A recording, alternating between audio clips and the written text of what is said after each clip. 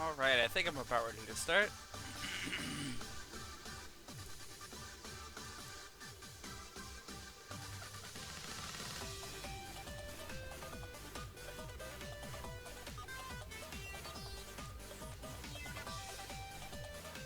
Just about.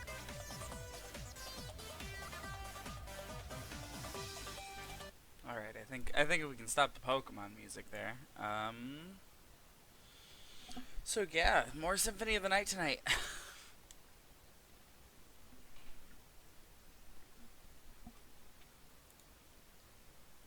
Give me one moment here. We can get the capture card displayed. There we go. Turn down that audio a bit. There we go.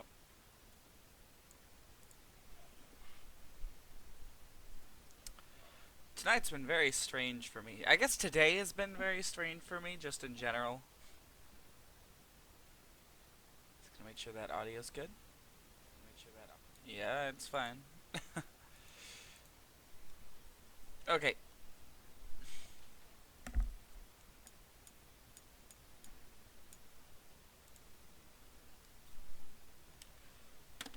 Alright, there we go.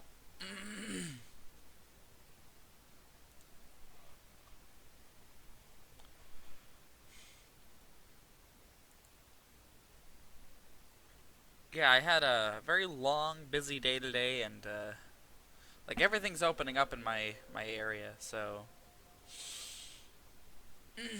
so I was able to actually like go to the dentist today. It was crazy. Anyways, yeah, so work, dentist, amongst other things that I had to do. I was just exhausted, so I decided, I'll take a nap after dinner. Um, that's kind of loud. Let's lower it down to about there. There we go.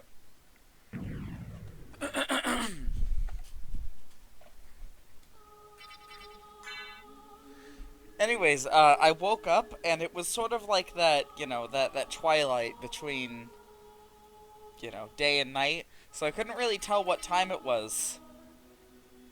And I looked at the map, and, or the clock. You can already tell my head's going in straight into fucking Castlevania. I looked at the clock and it said 8. And I didn't really think much of it. I was like, oh, it's 8 a.m. and I'm still very tired. That makes sense. I'm gonna go back to sleep. And I laid down for a second and I started to close my eyes and I thought, wait a minute. I had a stream I was supposed to do, shot up out of bed and realized it was 8 p.m. and now I'm still disoriented. I really don't know what's happening. You ever wonder why my map of my house seems incomplete?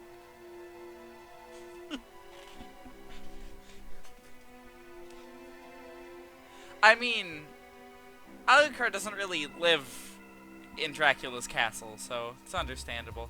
Anyways, we can't climb this clock tower yet. We're missing the ability to be able to climb it. But we can head out this way.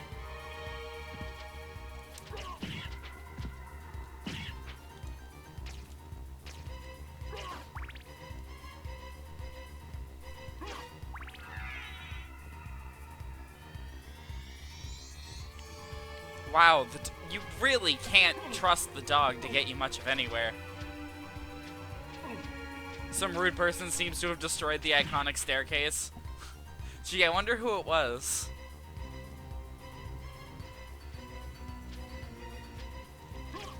Who destroyed this castle last time? Was it, like, me, or...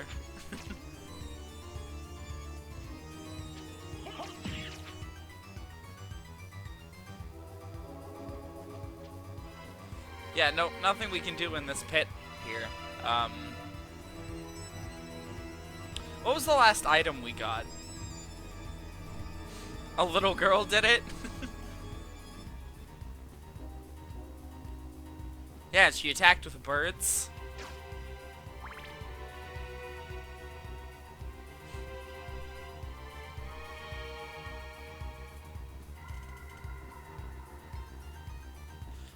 I really like Maria's, like, inclusion in Castlevania, because it proves that, the series, like, people in this series aren't that, like, like, completely not flexible and immobile. The problem is that just the Belmonts are like that. Yes, Jay, I said birds. Let's see, where are we heading off to tonight? We have a lot of the castle left to explore.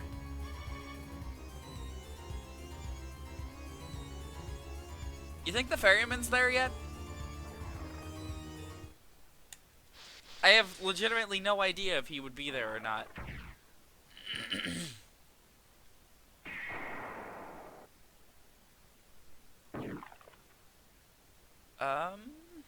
Maybe we can head up here?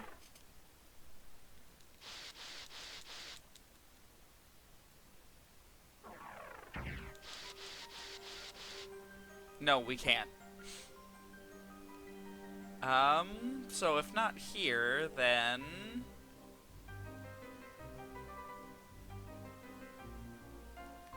I guess our best bet is to see if we can get the ferryman to, take us somewhere. Forgot if you went to the ferryman. We did not. We haven't, like, been to see him at all yet. We found the room he's supposed to be in, but, he doesn't show up. Or hasn't shown up in there yet.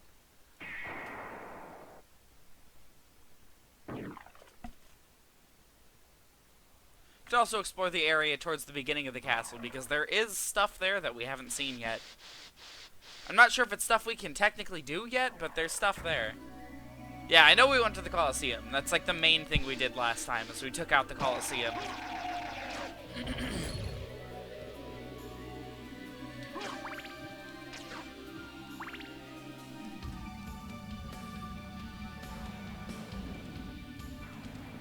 Hey, we found something here. It's just a heart max.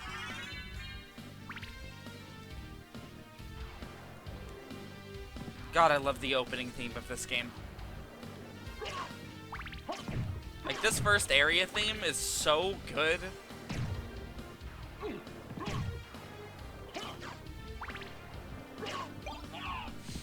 Oh yeah, and we did see Richter in his new position. I'm so proud of him for getting that promotion. You know, maybe killing the last manager wasn't the best way to go about getting it, but you know.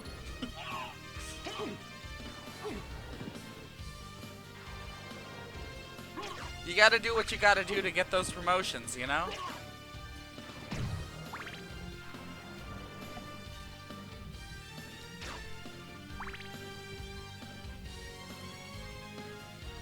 Alright, let's see what's down this way. Nothing we can do yet. Awesome. Alright, and then there's something over here. You gotta respect it. Nope. Can't go anywhere from here yet. Okay, there's still a couple open spots we can go check out. I'd say we go check out the ferryman to see if we can get him to take us somewhere now.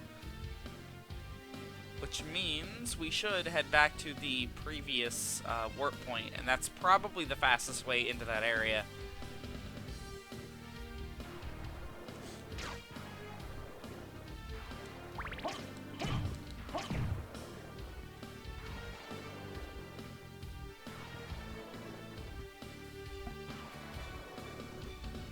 You know, it's insane thinking that, like, all the other Metroidvanias from here on out are only gonna get, like, smaller than this one. I don't think there... I mean, other than Bloodstained. Bloodstained is fucking massive. Like, I don't think anything even in the Metroid franchise has gotten as big as Symphony has. Although, to be fair, Metroid did skip out on this entire console generation and almost skipped out in the entire next one. Considering Prime is a bit smaller. Went to Party City today. It was surreal to know what you're missing out on. You went to Party City? Why though? I don't think I've ever been in one of those, and this is not the way to the warp point.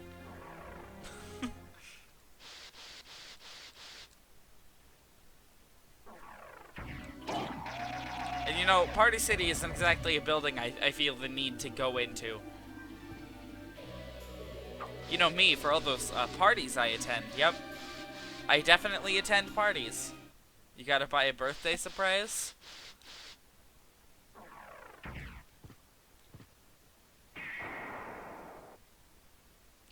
Oh yeah, I just remembered, I have an update for the next couple of streams here. So I'll be doing the Tuesday stream, but the Thursday stream won't be happening in addition to the Friday, or the Saturday stream not happening.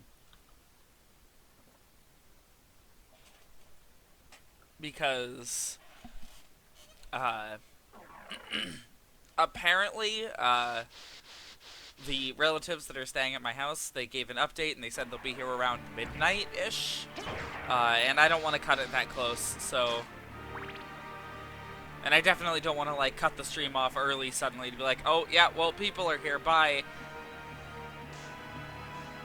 So we'll just skip out on Thursday. Meaning we'll be missing one Sonic Heroes and one Symphony stream. Wait, why am I here? This is not the place I need to go. You need stuff for your birthday party? Oh, when is it? I'll see if I can go.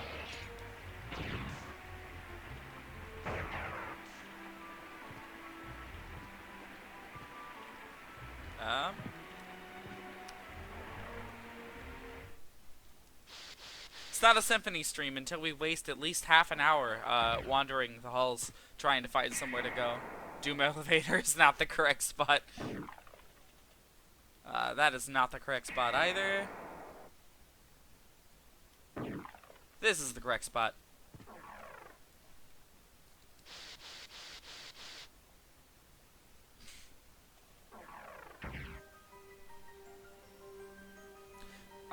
The Saturday, the week of the 11th, I will see. No promises.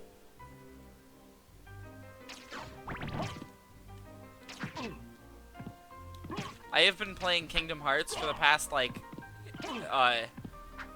8 days. Did he just yell, "Take that," and kick me?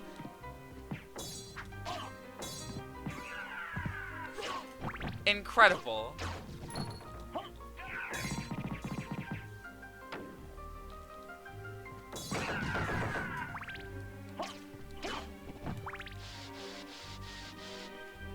God, there really isn't a fast way into this area. I have to go through a lot of them. Or a lot of, like, extra stuff.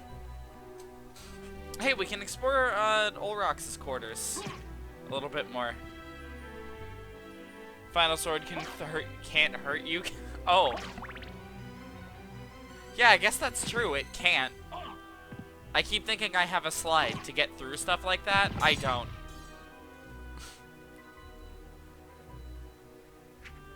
Interesting that this enemy is named Poltergeist. I believe it's named the Master's Sword in other games. Maybe they didn't want to translate it to that. You know, copyright issues and stuff. But, they didn't have problems with it later. Maybe they were just playing it safe with Symphony.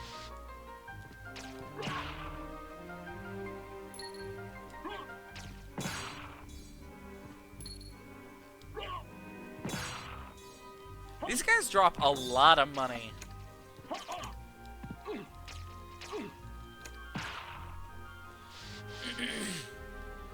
You planned it with the knowledge you'll be by yourself? Aww. That's sad.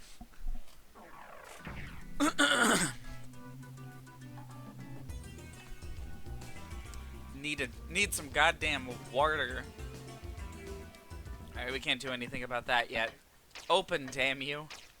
I'm pretty sure we have to wait for, like, an actual, like, time period to get into that. I think. I may be wrong with how this clock room works. I know that the clock moves in real time. Fortunately, no, thank God. It's like, well, since we only stream from 10 to 12, we're never finishing Symphony. Bye, everybody. Yeah, I need that water. I went all work today without drinking any water and then immediately went to the dentist. So that was an interesting experience. My mouth was very unhappy with me.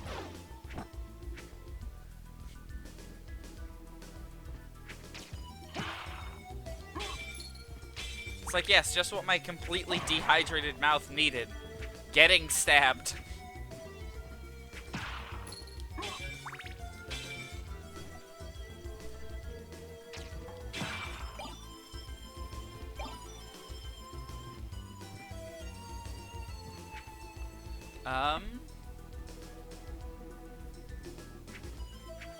Wait, there's south over that direction that has something? Did we do that? Can we do that? Oh shit, we can now.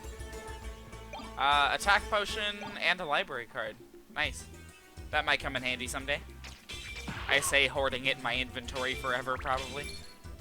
I'm surprised the dentist is taking anyone besides emergency patients. Me too. They had a bunch of things in place, you know? They made me fill out a form that was like, I don't have COVID, I think.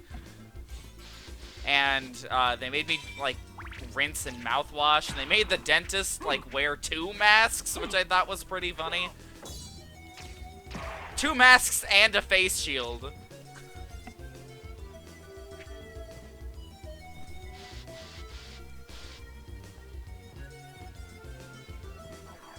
Yeah, it was a really strange experience. Dentist is Mr. Teeth Hurty Man. If your dentist makes your teeth hurt, maybe you should consider seeing a different dentist or taking better care of your teeth.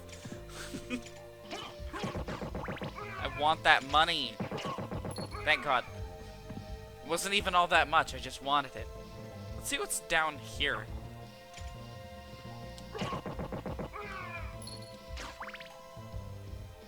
It might just be that drop.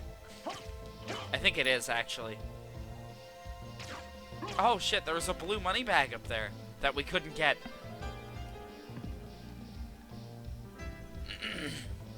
Alright, so the ferryman is just south of here. For real though, that fluoride stuff looks gross. Or is gross. I mean, they stopped doing that to you once you turn 18, so you don't have to worry about it. You just got your blood work done last week. Yeah, no, still no, ferryman. Maybe he's on the other side. Apparently there's only a limited number of attack potions. Weird.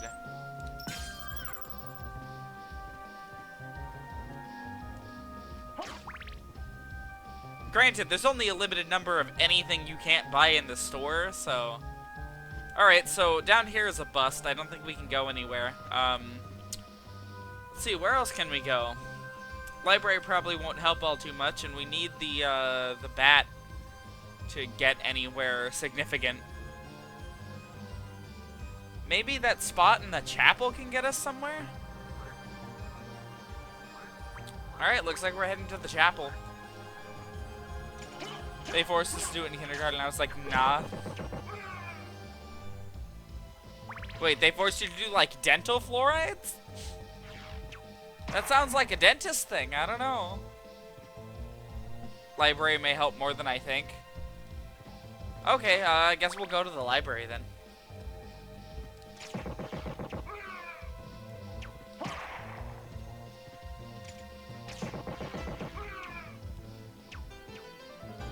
Shit.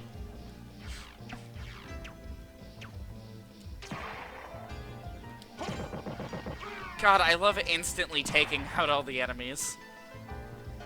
If I remember right, the item that we're using has a really... No, it's not this one. I'm thinking of the magic rod. It has a really weird multiple attack animation where he just, like, jiggles it in place. It's really strange. Maybe it'll increase Alucard's intelligence? Nah, we gotta decrease that as much as possible. You got indoor recess for not memorizing your multiplication tables? See, we didn't used to do indoor recess at my elementary school. We used to do the much worse wall, where they literally just, like, sit you on the wall for the entirety of recess so you could watch everyone else do whatever, and you weren't allowed to go anywhere or do anything. And it was, like, really stupid. It's like you're already being punished, and then... on top of that, the school is making sure that you're getting humiliated in front of your peers as well. Maybe the only way to get the best ending is to have 0 intelligence. You need to have 0 situational awareness when going into the final boss to get the best ending.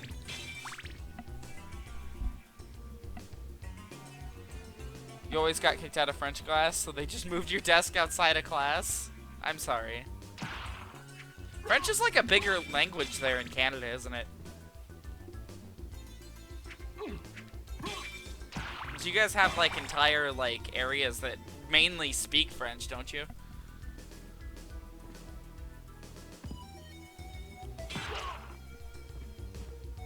Best parts of school are public humiliation. I won't kink shame. French is a mandatory subject. Oh, interesting. We have to take a language, but there's no mandate on like what it is. I took Spanish and learned none of it. Which, like, to be fair, Spanish is probably the most useful secondary language you can take here in the U.S. I'm still not very good at it. I mean, like, I can barely speak English, man. Come on. I sit here and I forget entire words sometimes. I just realized we can't make this jump in this direction, can we? And also... I guess we'll walk. It's a bit faster. Yeah, no, I can't make that jump in that direction. That's fucking funny. Alright, I guess we're walking back to the, warp point. You failed French your second year and gave up? Aw.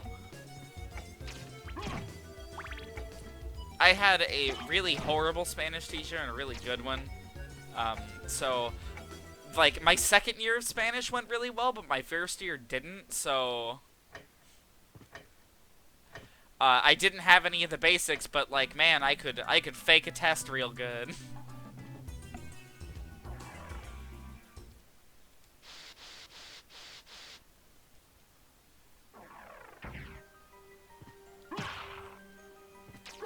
I love this enemy's name.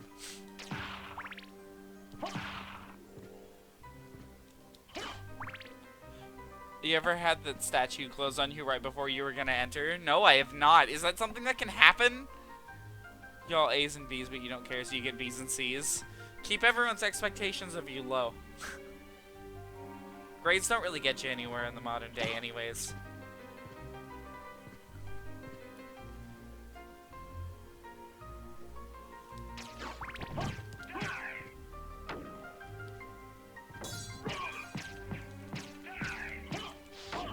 Oh shit. Those guys don't deal very much damage. I'll be skipping this guy. He's really not worth it.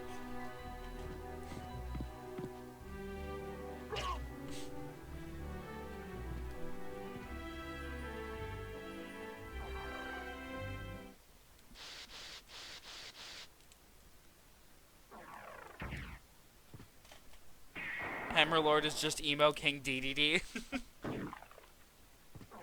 Nah, King DDD is way tougher than that guy. If you guys ever fought King DDD in any of the like early Kirby games, he's straight up bullshit in all of them.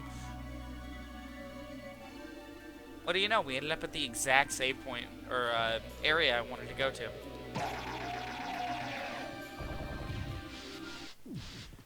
He went on to live in Dracula's castle because it's cool. He's just trying to like hostile take over it.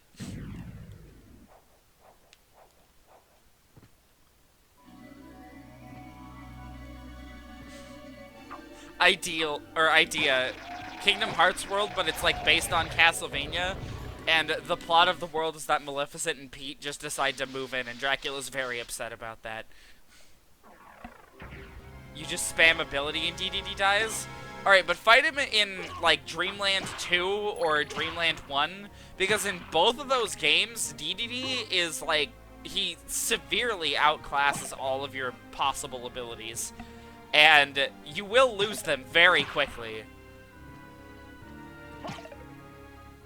That is if the game even gives them to you, because the original Dreamland didn't have them.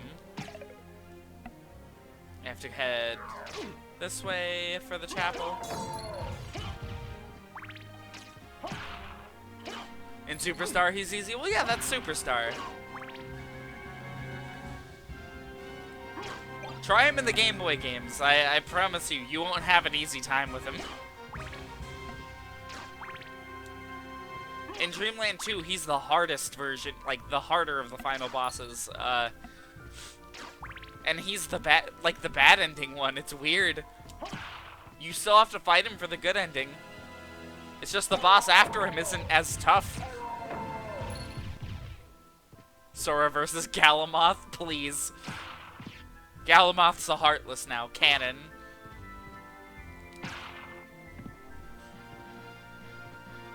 Most Kirby final bosses look like Devil Spawn. Oh yeah, Kirby's final bosses are fucking ridiculous. We're gonna do Kirby one day though, so I don't want to get like too deep into the subject, but yeah, Kirby is fucking insane.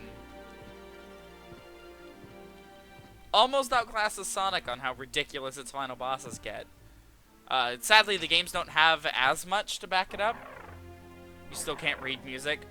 I would love to be able to, like, compose music, but that's not something that, like, I have the time to learn how to do right now, so it's just, like, sitting on the back burner.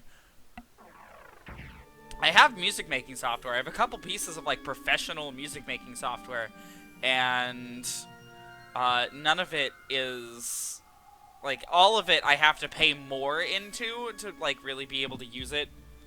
In Kirby 64 and UO4, and you saw bleeding out of its eye. I never made it that far in 64. I never finished that one. I finished Dreamland 2 and 3 with the true endings. And I finished Superstar with the true ending. Not Ultra, just regular Superstar.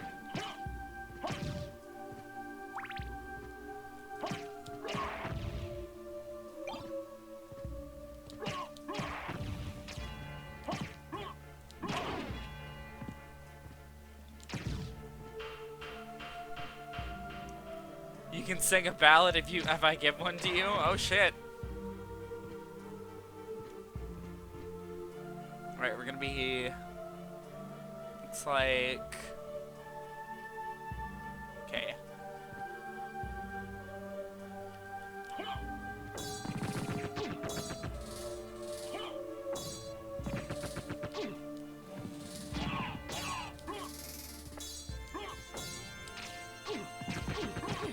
This guy deals 1 damage to us now. Incredible.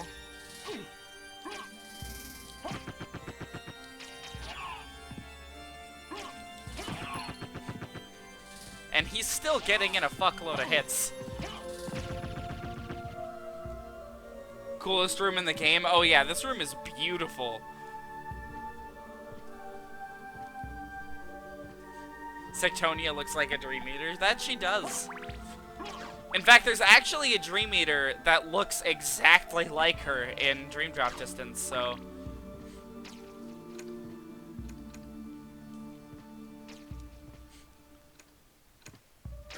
Wait, you said you ordered Kingdom Hearts? Which collection did you get? Did you go for just 1.5, 2.5, or did you decide to pick up the whole thing? Let's see if this is a way we can go yet. Nope, it is not. Alright, so we'll just head over to the library then. You didn't order just yet? Well, do keep us posted on that. You're planning on it?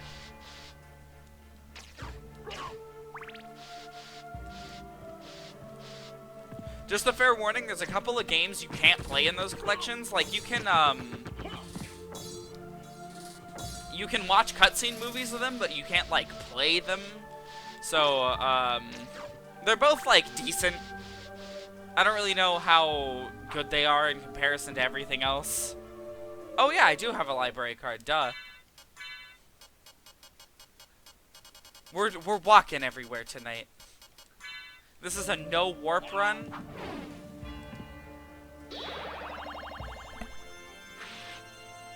You don't really want to play some of them, though? I mean, there's a few of them.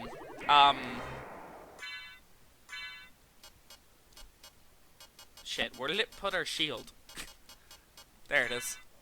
Kingdom Hearts Code was originally a Japan-only phone game, later got a DS version. Yeah, you can't play that one on the collection. You can watch the cutscene movie, Which is weird because there's nothing plot-wise that happens in that game. Fucking nothing. Oh shit, 5,000. Thank you. Thank you. Love this guy. How many potions can we hold? Thank you.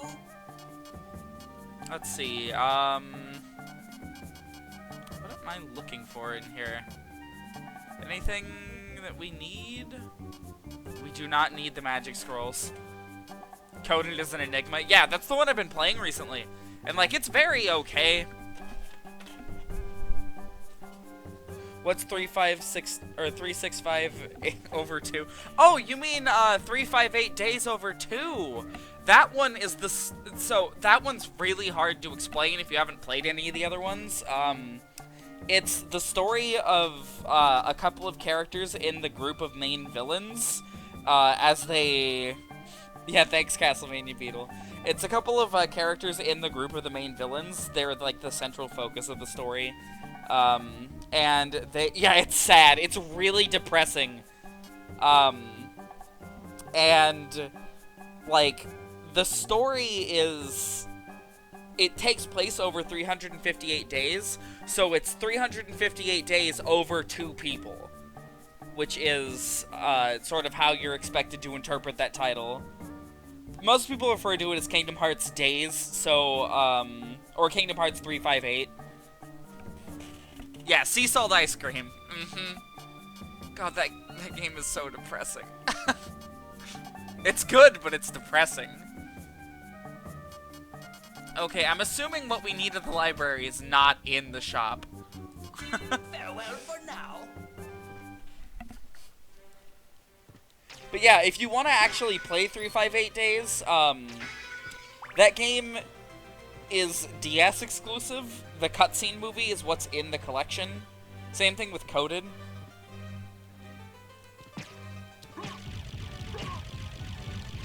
Those tactics are necessary? Oh yeah, for those bosses we've killed. I guess let's explore over in this direction more. What are the games in the series you recommend and what to skip? Don't skip anything. If you skip any portion of the game's plot, like each game, you might miss something really important. But I can say, don't actually play Kingdom Hearts Rechain of Memories. It's not very good, and it's really grindy and horrible, and all around just kind of cheap bullshit most of the time. I highly recommend just watching the movie of that one, which you can find on YouTube. Warning, it's very boring. Most of it takes place in one room. But you do need the plot information from that one. Kingdom Hearts 2 does not make sense going directly from 1. Yeah, exactly.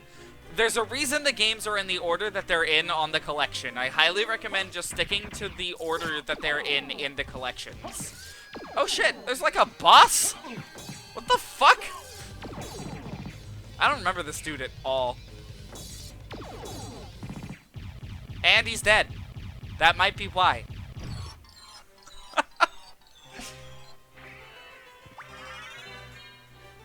You know, I was looking into old advertisements, which you had went from 1 to Birth by Sleep. Yeah, Birth by Sleep is like really like you will have no fucking clue what's happening if you jump right into it. What's the best game in the series? That is very controversial. A lot of people think a lot of different things. 2 is the one that people tend to think of the most highly.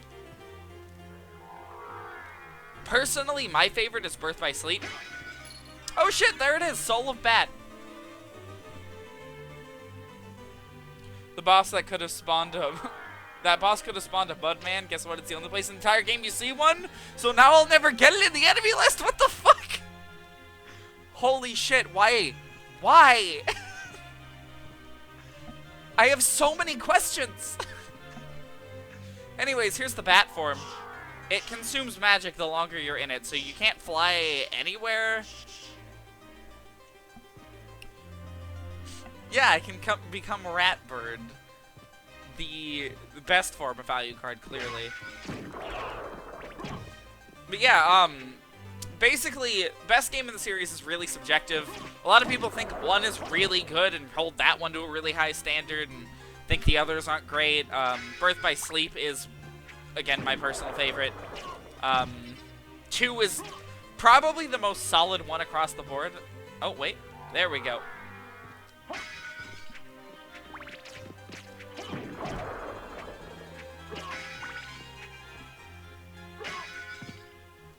Is there anything over here?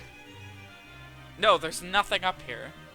Is Birth by Sleep in the collection? Yes, it is.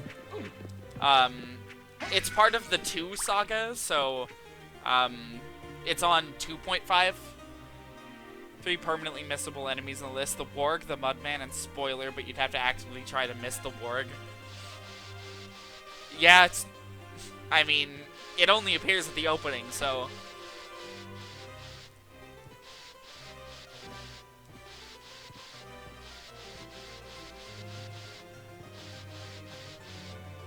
Wait a minute. This isn't the way out. Alright, so now we can head up to a lot of different locations, actually. A good chunk of the map just opened to us.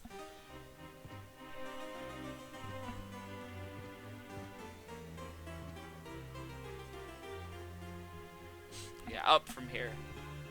Now we can get the bad ending. It's true. I say we go do that if we can, just so I can show off the bad ending.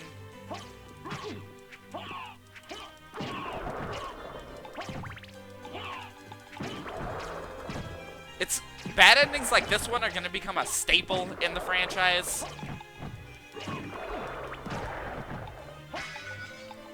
However, correcting the bad ending is never more obtuse than it is in this game.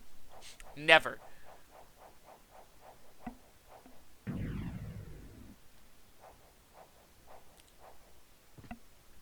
But yeah, the only stuff that's not in the collections, just so you know, Whale, for Kingdom Hearts, the only stuff that's not there that, you might want to know is the stuff that's in the fucking free-to-play, quote-unquote free-to-play, the not very good mobile game.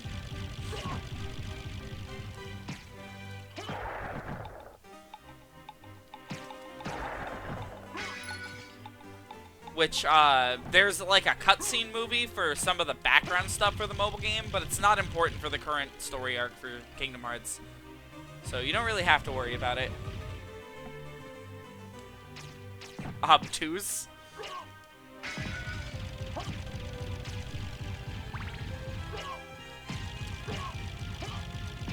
Why just hitting the... Oh shit! 1,000 gold! Alright, I'll take it. Hitting these books with a mace does surprisingly low damage. Alright. That's fine. I don't think I've ever made it through this hallway without getting cursed.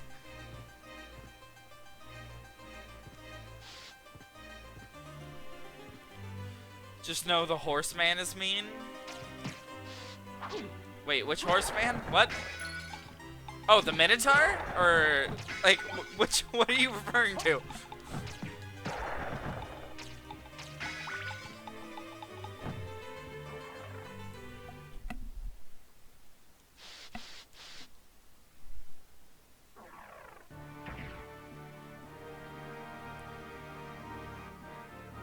Okay, so we could head up from here. Yeah, let's head to the, bad ending first. And then we can start exploring the castle to try and figure out how to fix the ending. The only time I've ever done it, I used a guide. And I'm gonna see this time if I can properly guess the way to do it. Without a guide. You looked at the all-in-one collection store, it looks like a smug bastard on the box art. He kinda is one in 3, I'm gonna be totally honest. For a good chunk of 3, it's people telling Sora, don't, and Sora being like, okay, but I will, though. And it's a very interesting plot setup, I'd say.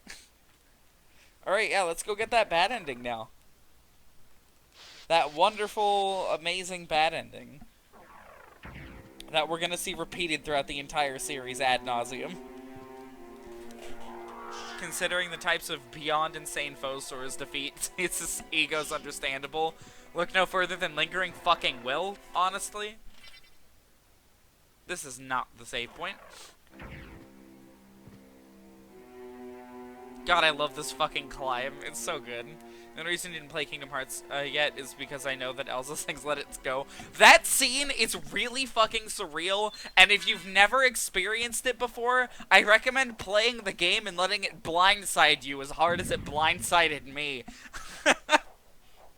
It's literally the sequence from the movie, but like, Sora, Donald, and Goofy are there, and it's so fucking weird. Oh, what's up here? Nothing we can interact with, probably. Can I skip it? I mean, you can. It's kind of worth watching to, like, laugh at it, though, because it's out of fucking nowhere.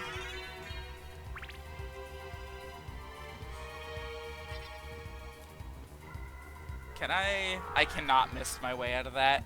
We'll have to turn off your volume so you don't get judged. Oh, believe me, there's other stuff that's happening. Oh shit, ghost card. I don't know what that is. There's other shit happening in that game, or those series, like that series that'll get you judged. Hey, a familiar!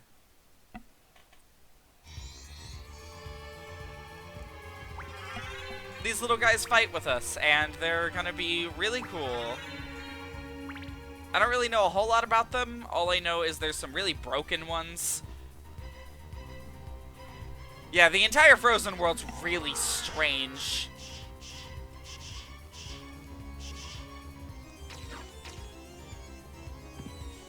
Alright, we're gonna head back to the save point now that we have all these really good items. Bad ending doesn't autosave as far as I know. Yeah. It doesn't in any of the games, actually. The bad ending always just boots you, and you have to reload your save, and it's really strange.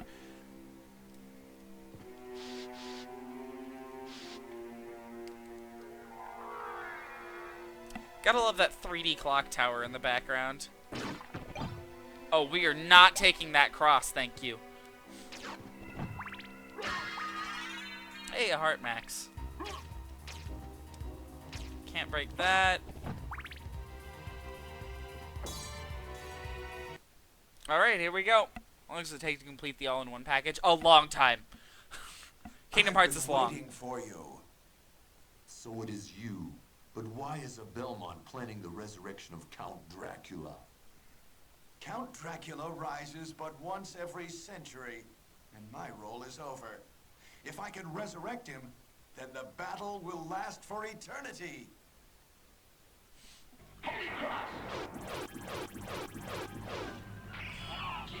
Holy shit.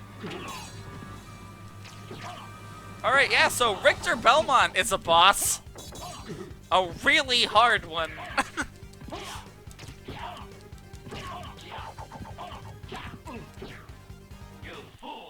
Jesus. Okay, not the relics. We need potions. There we go.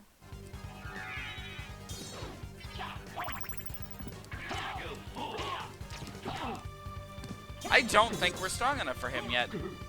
Nope, probably not.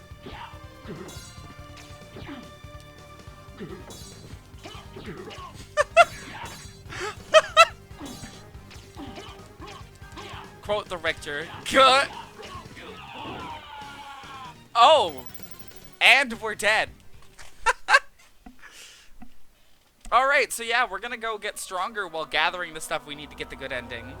I'm fighting a holy warrior with holy water. Oh yeah, that's true. The axe would probably be better.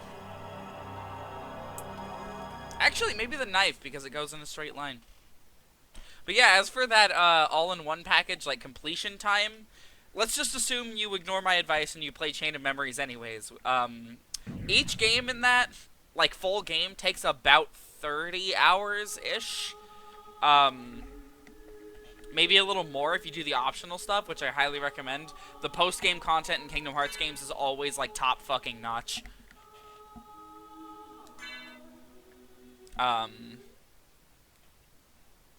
So each game will probably take you about 30 hours-ish.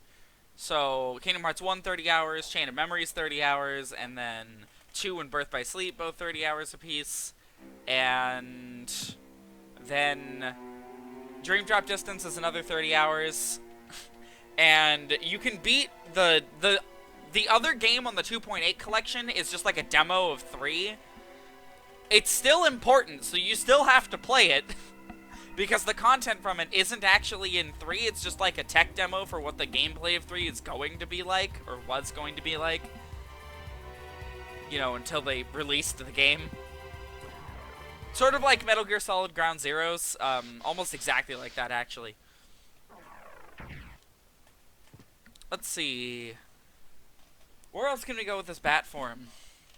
Ooh, we can actually go up that that chute that's I've been looking at. Except Phantom, he's frustrating. Oh yeah, the extra bosses from Kingdom Hearts 1 are less than quality, in my opinion.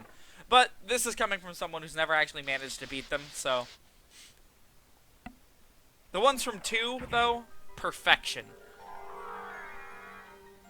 You can fight Cloud. Oh yeah, he's not even a super boss. He's just like there. He's like a story boss. You're gonna have to fight him a couple times. No, the big Final Fantasy fight that you should be looking out for is Sephiroth. He's in 1 and 2, I believe, and I don't think he shows up anywhere else.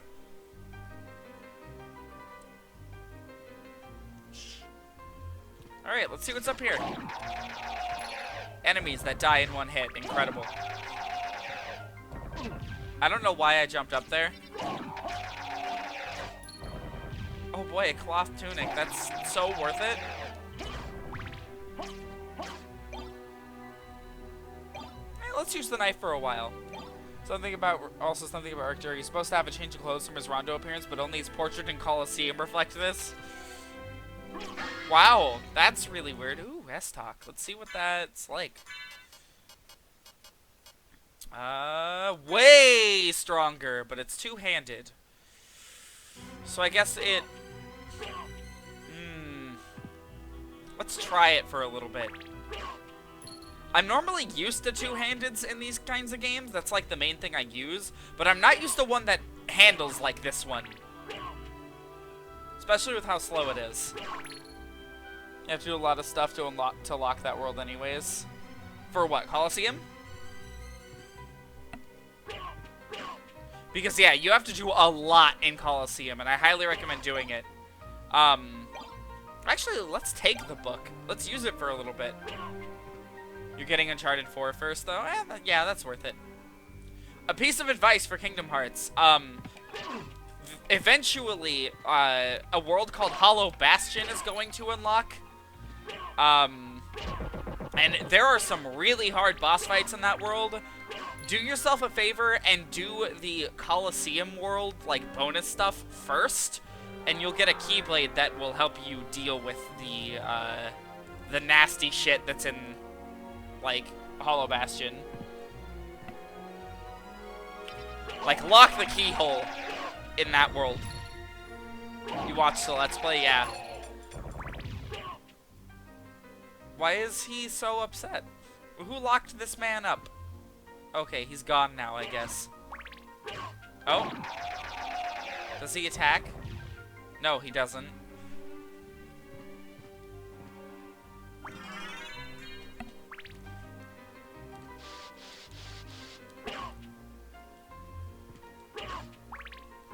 Are we still in Olrox's quarters? I think we are. Oh shit, we're about to open up that passageway. There's probably a boss hidden somewhere in Olrox's quarters, but I don't think it's mandatory. I say think, I don't actually know. Anyways, if you kill the little man, the thing falls.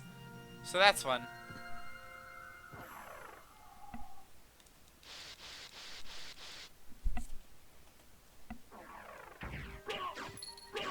I'll probably take the holy water if it drops again in this room.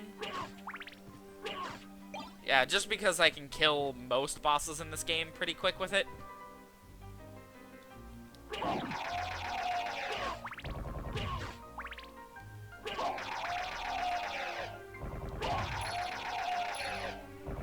That has quite the range behind me.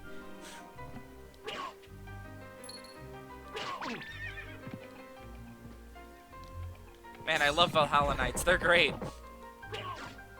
This is like their worst appearance, to be totally honest. The other versions of them have a much easier to predict pattern of turning around.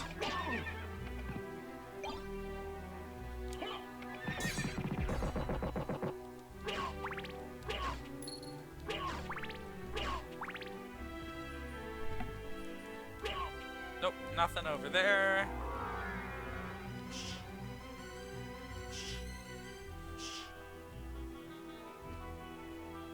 Let's see. Oh hey, a blue guy. Instead of a green one.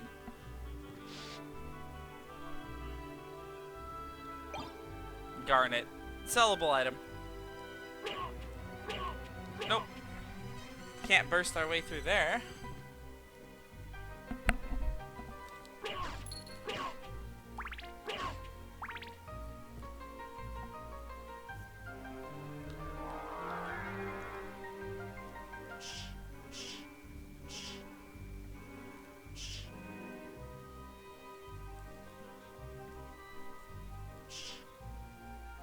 There we go.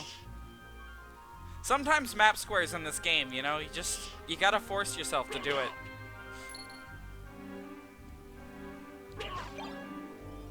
Holy water, please, thank you. Some of the two-handed elemental swords have a special move done either a down forward square or back forward square. Nope, not this one. Huh. I think this room's upside down. Only this room? That's odd. Oh, this is a boss fight for sure.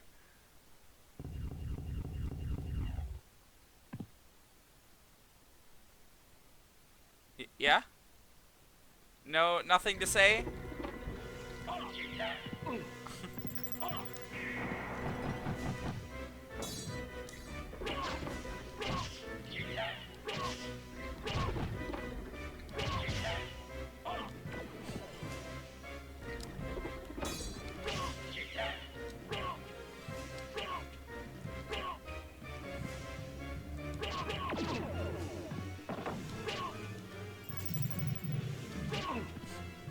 He doesn't do a whole lot of damage for someone who's beating the shit out of me.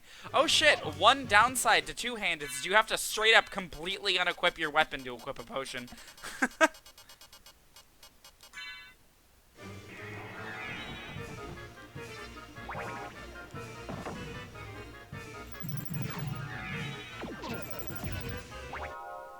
Oh, did that go through? Yes, it did. Alright, now to find where it threw the weapon. There we go. We meet the man behind the quarters. Yeah, you're eating peanut butter straight out of the jar? Living your best life.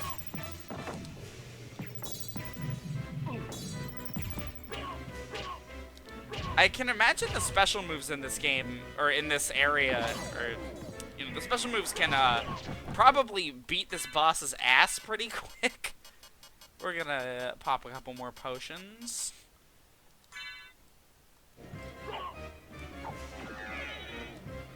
I don't know how that missed me.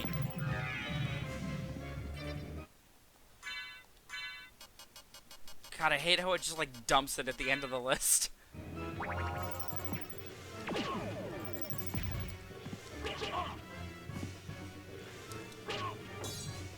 I feel like we're fighting him really early.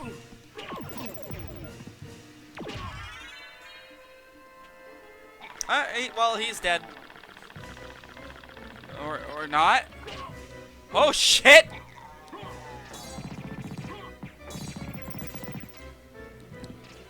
He takes a lot of 1 damages from this.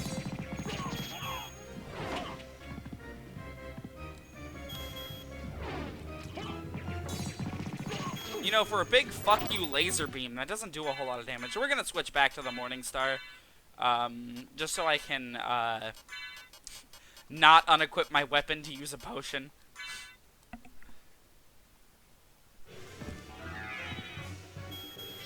Yeah, stock deals good damage, it's just, I need the, versatility more right now. Oh, shit!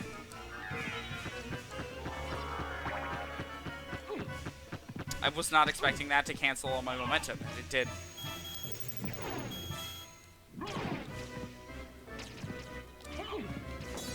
Hey, what does our familiar do?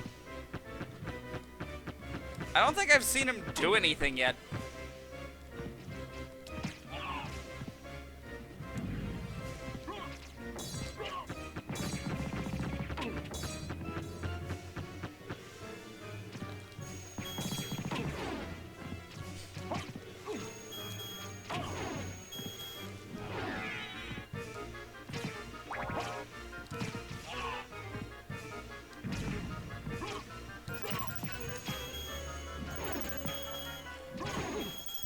Oh shit, he's doing 3 now.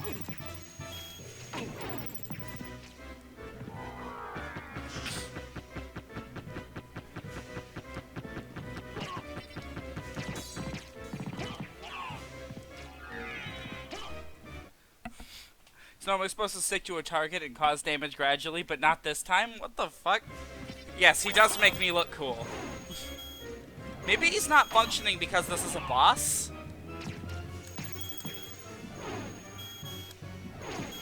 Or maybe I'm moving too far away from him.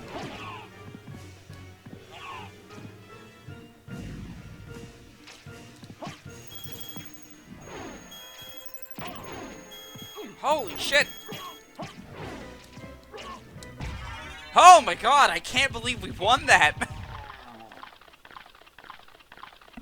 Okay, that should be it for Olrax. You've seen the ghost attack the super boss? Okay, so he's just tired today. Alright, I'm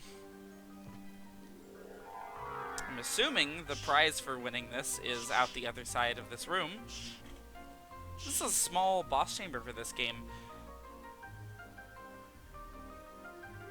I mean, given the fact that, the Slagra and Gaibon boss room is fucking massive. Forget when the last save was. Yeah, no, probably a while ago. It was probably when we lost to Richter. Ooh, Echo of Bat. Not really sure what that does. I think that's like the attack. No, it's, it reveals things, I think. Let's take a look at it, and it should be in the relic system, maybe? Use radar as bat. That's all it says. Incredible. Okay, at the very least, that confirms, I think Olrax is, required.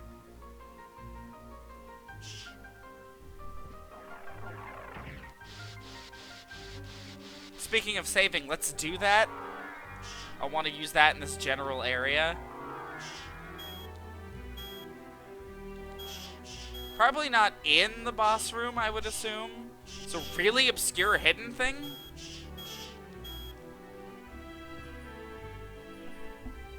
Well, let's check out the boss room just to be safe. If it's that obscure, you know, normal laws for where to hide shit don't apply.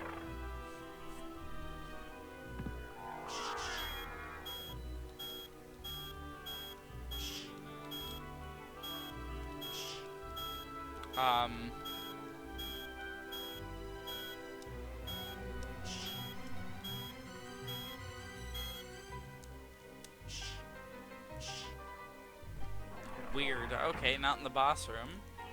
Let's change to the wolf for this room.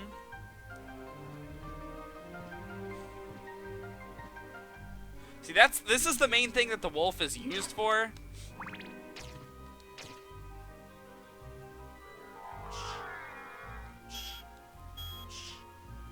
Okay, maybe it's down here? we've checked this whole room before, but...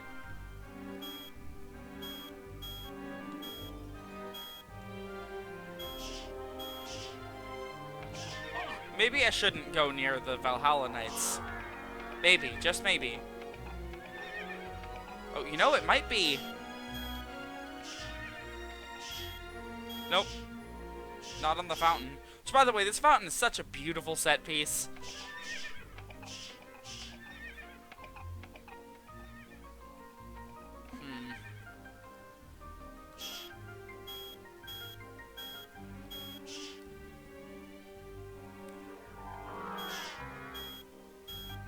Nope.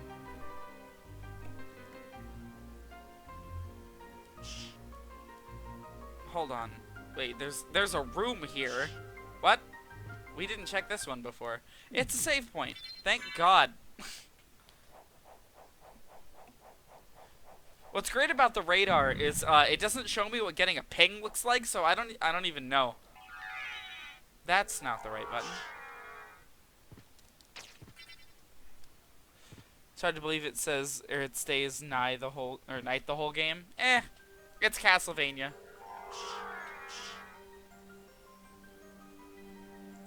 You gotta throw out your disbelief with these games somewhat sometimes.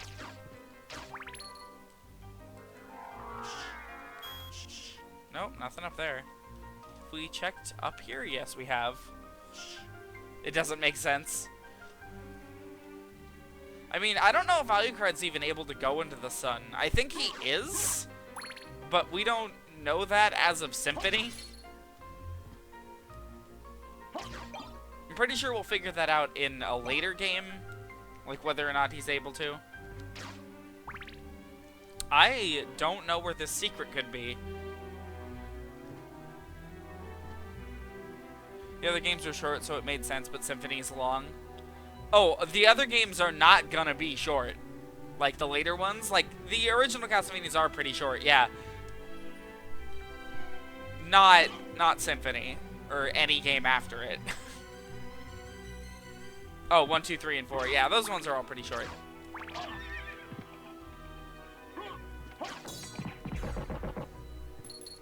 Castle's a bunch of weird magical shit powering it. It's possible some kind of elaborate illusion. That's true, yeah. I mean, I highly doubt most castles would have a literal entire city built into not the ground floor. So, Dracula's castle being eternally locked in, like, nighttime is not the strangest thing that could be happening here. Ooh, a claymore. Ooh, this thing is more my speed in terms of weapon type, if I remember right. Why is it not... Where did it put it? Alright, we've passed it. God, this game's inventory system is so messy. You know, on one hand, it's like, alright, the GUI looks pretty good, but, you know...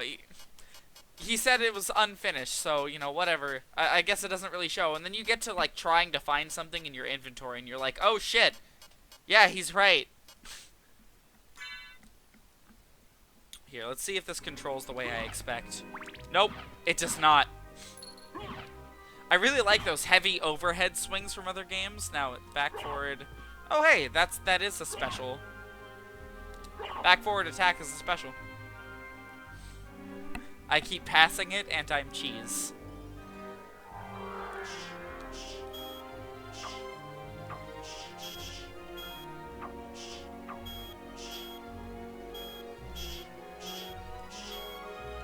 I guess we're just gonna be looking for whatever it is.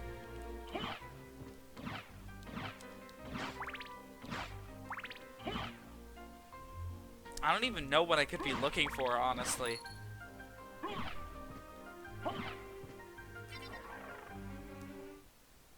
I guess we'll just move on. I passed it. Oh shit, so were we like on top of it?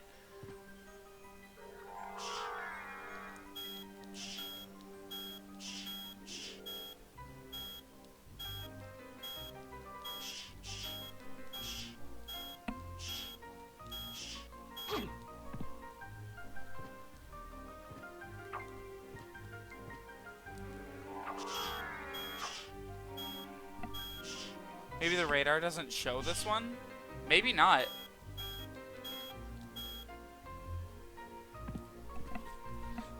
But, like, if it doesn't show all the secrets, what the fuck is the radar for? I think the other weapon we had was better. The, what's the name of it?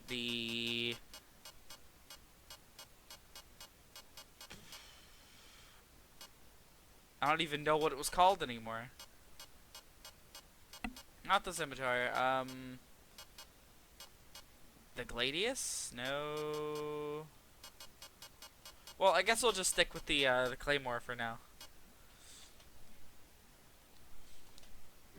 Apparently it, had this power before, knew another use, so maybe they were wrong.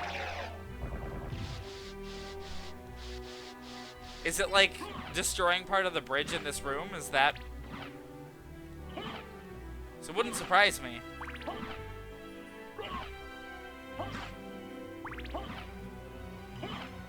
Nope.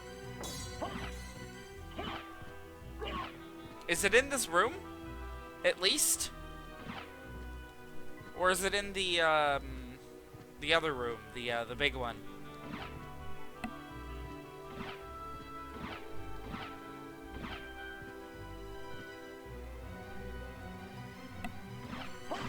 I hit it? Oh, it did not show up on my end if I hit it.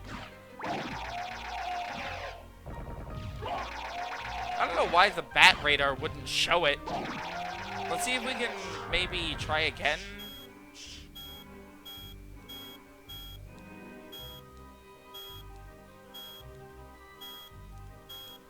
No.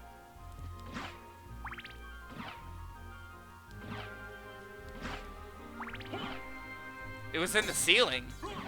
Oh, there it is. Let's see if the radar actually shows it. It doesn't. What the fuck?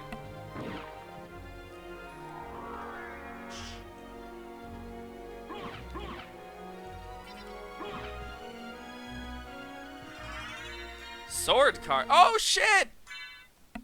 That's the sword familiar, isn't it? Goodbye, ghost. Hello, sword. This is the better, or one of the better familiars in this game.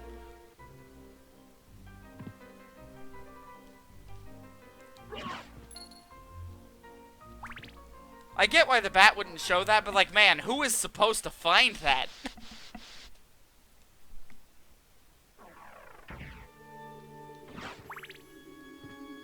That is, like, really obscure. I don't think we can deal with the spike room yet. That's why I never found this familiar in other playthroughs until you saw someone get it. Oh, shit, is it raining outside? Oh my god, it's raining. Huh. I have my window open, so if that becomes a problem...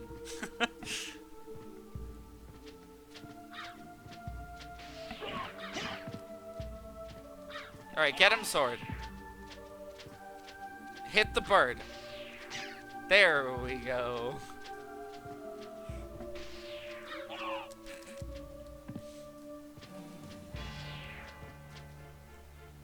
We're gonna need all the magic we can get for this upcoming hallway.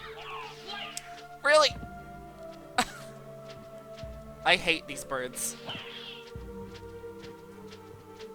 It was fun when I was using them as Maria, but like, man, having them be my enemy again.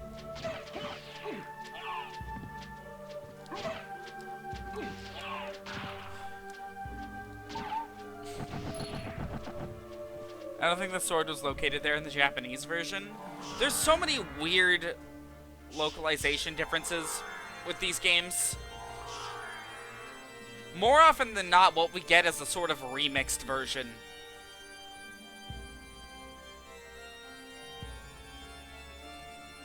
What?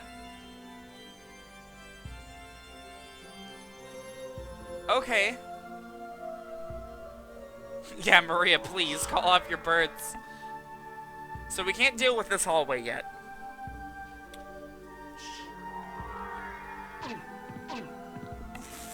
Okay, and getting back from that hallway is really hard, too. We're just gonna drop all the way down to the bottom. Okay, let's see. We could probably hit...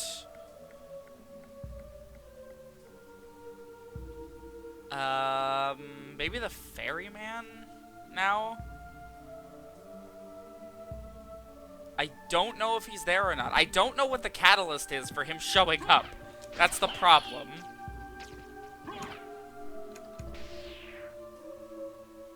To the left of here, I believe. Yep.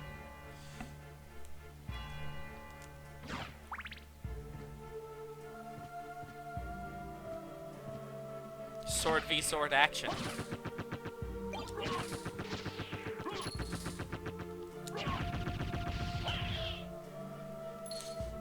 I like how the sword does, like, call-outs for what it's doing. The ferryman is currently somewhere, just not there. Well, we can fly across the pit with the bat, at the very least. Although I doubt that would work.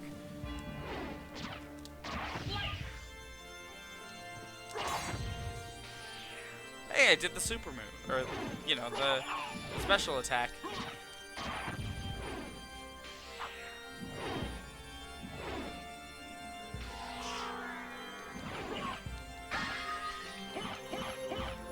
You know, it totally looks like you should be able to access the outside from here, but you can't.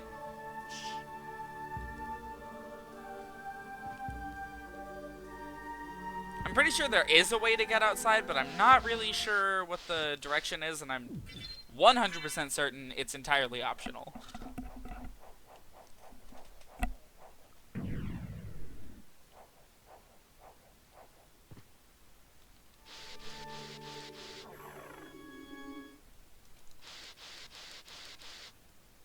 No, here's another thing about Castlevania that makes me appreciate it more than I appreciate Metroid. Aimlessly wandering the halls gets you somewhere sometimes, you know?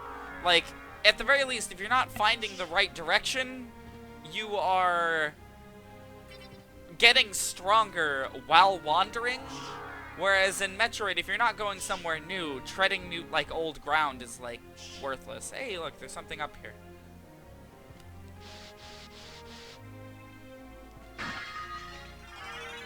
Bat card, another familiar. We're gonna be sticking to the sword for the most part, but... you can show this one off a little bit. I really don't know what this one does. The only game like this that I have, like, personal experience with the familiars in is Bloodstained. And that's because they're, like, an integral part of beating Bloodstained, given how difficult that game gets. We can probably get through the ceiling there in the opening area. Sword Familiar is a special move too, activated with half circle motion from down to forward to up. Holding for like 2 seconds and pressing down and attack sounds complex, but it's a screen nuke. Holy shit! We're gonna keep the sword on then.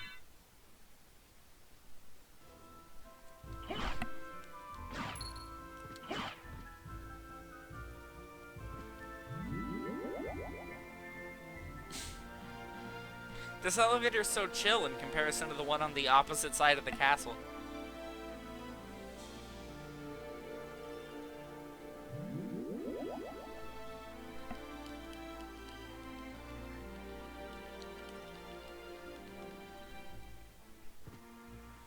Down has to be pressed slightly before the attack or it won't work. What? What? Well, we got a screen full of enemies right here.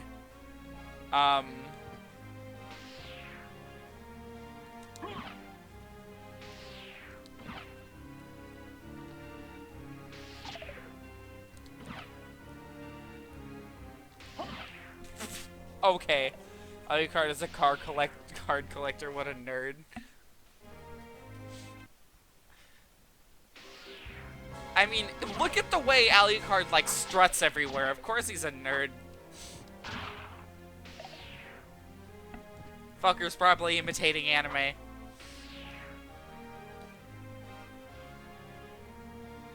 Oh shit, there's like an area we haven't explored up there. Let's go see that real quick.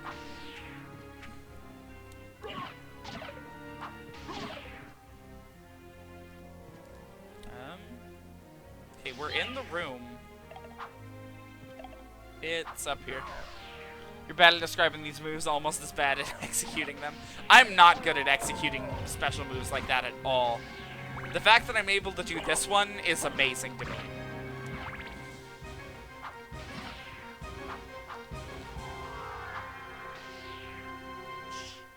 Oh shit! It's the sub-weapons.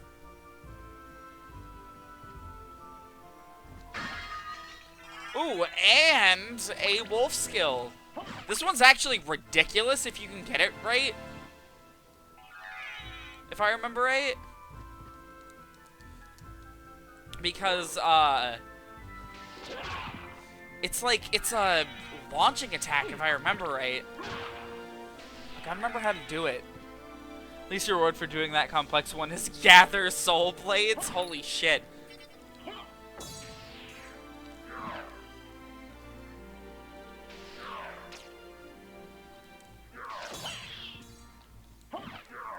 I keep trying.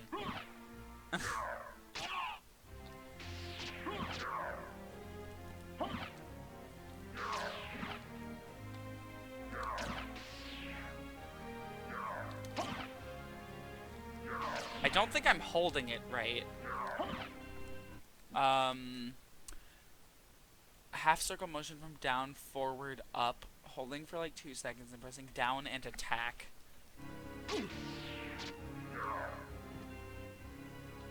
God, I wish he wasn't like throwing shit all the time. Here, we can kill that red skeleton with it.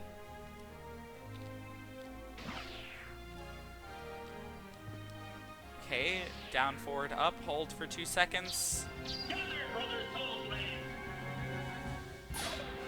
Oh yeah! That's ridiculous. May also need to be leveled up more. Yeah, no, it works. It's just super finicky. I don't think any game in the series really brings back these special moves. I know other appearances of Alucard get them, but that's like bonus modes at the end of games, so it doesn't really count. It's just sort of known as Alucard's thing from here on out, and it follows him throughout all of his appearances.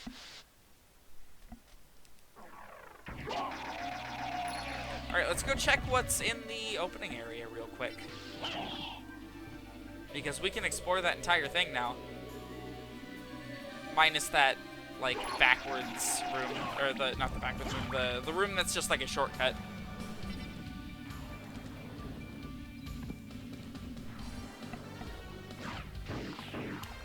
Whoa! The sword just kind of revealed a secret for me. Alright, cool. I'll be keeping the holy water for now.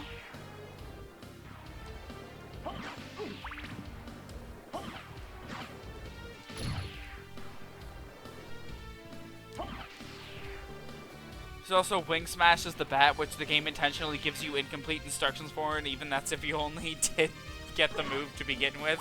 Holy shit. But, like, why? Symphony is totally meant for as a game that, like, you meet up with your buddies and talk about all the secret shit you find in it, you know? It's not meant to be a game that you 100% by yourself. Oh, you know, Hammerlord, Sword Master, you know, whatever. This guy is Gurkha.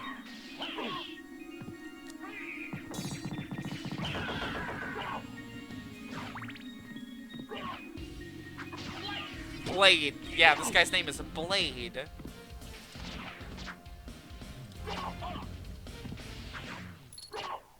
This attack does a lot.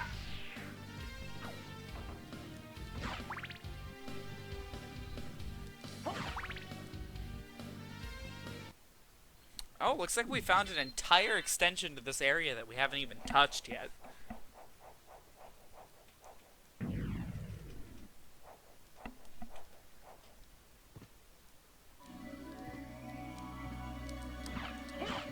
Maybe there's gonna be something special up here, like a boss or something. Considering I don't think the entrance hall. Oh, nope. Wait, is this the item I think it is? Oh, no. Although, here is the familiar list if you wanted to see it. It just shows you the familiars, which, as it alludes to here, there is a fourth one that we haven't found. Although I don't think we'll be finding that one for a while. Strong versus holy attacks. It has higher defense, might as well keep it. That is not what I thought it was, though.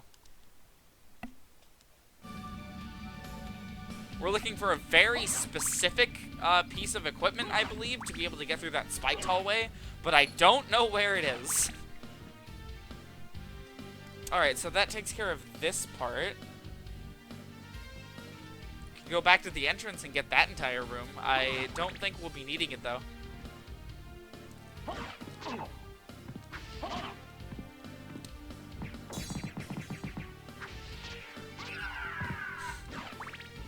Alright, come at me, Gurkha.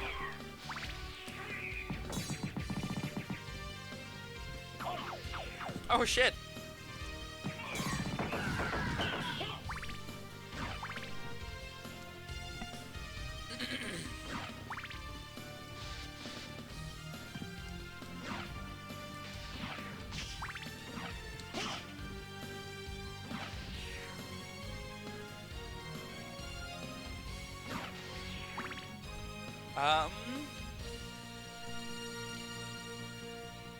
As the bat holding X will lock you in place, at which point from up you do a 3/4 circle in the direction you're facing, and then release X immediately after the motion, then you take off at high speed. What the fuck?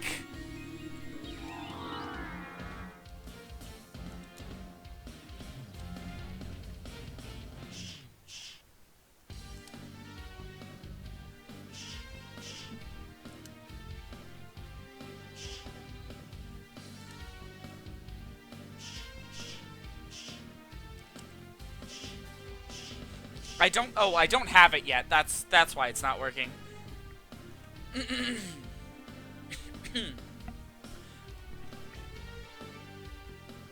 It's in the direction I'm not facing. Okay, let's see if it'll work.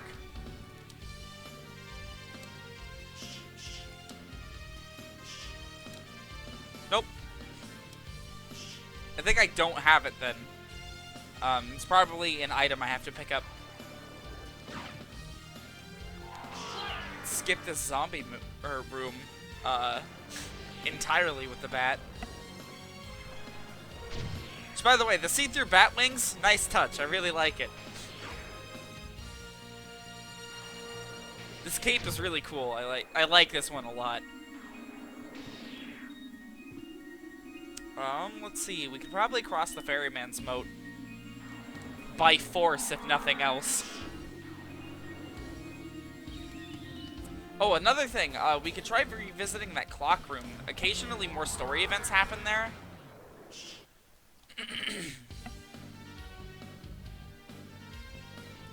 Let's see. Yeah, the fastest way to it is by going through the warp rooms. Down here, not up. I shouldn't have it, maybe, or I should have it, but I failed to explain. Okay. I mean, it doesn't really matter all too much. I can't really pull it off effectively anyways.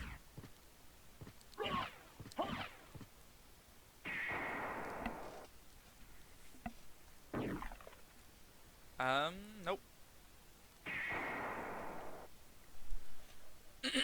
Wait till you guys see, like, literally 2 games from now when they finally give us the option to pick from a list of where we want to teleport to. It's like an amazing revolutionary feature. It's not essential to 2 playthroughs not knowing how to do it.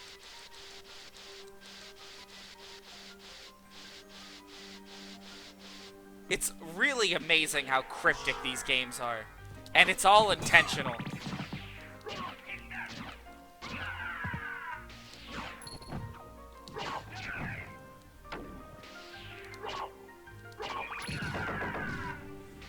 One boss gets much easier with it, but that's for much later. Us have an easy time on a boss? Never.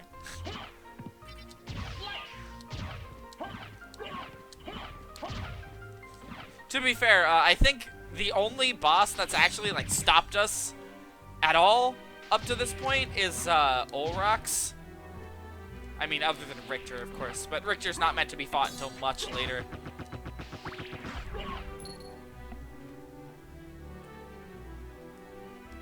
I'm not entirely convinced this is a dead end. Apparently it is, okay. Bat radar? Nope.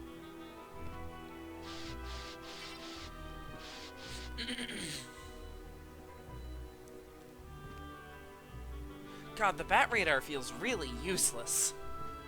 Symphony alone's got so much weird cryptic stuff you legitimately never find by yourself. The only difference is that most of it's not mandatory, unlike Simon's Quest. Yeah.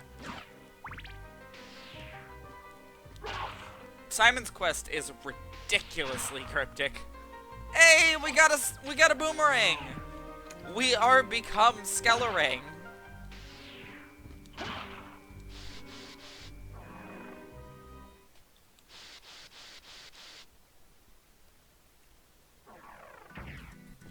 Alright, back to the clock room. We can probably go up here now.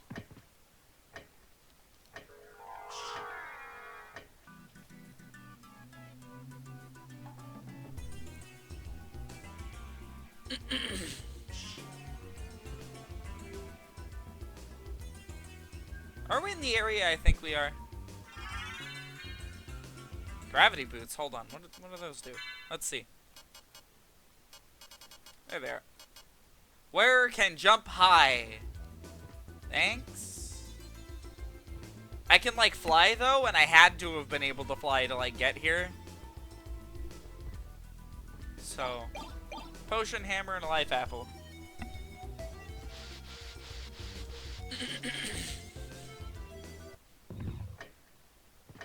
Okay. Alright, no more Olrox's quarters for us. I wish that statue would just open. But it's probably not for now. It's probably for later. Oh shit, we can fly now. Let's go take care of the stuff in that drop down that we can't do. There's a room in there we haven't visited. And of course there's a lot of money in there. These boosts let you boost upwards by pressing down, up, X. Oh shit! It's the neck breaking move from what was the game? Circle of the Moon. It even makes the slamming sound effect when you hit it. You can also do it in midair, but it's finicky. Oh, you're right. He does the slam sometimes with it.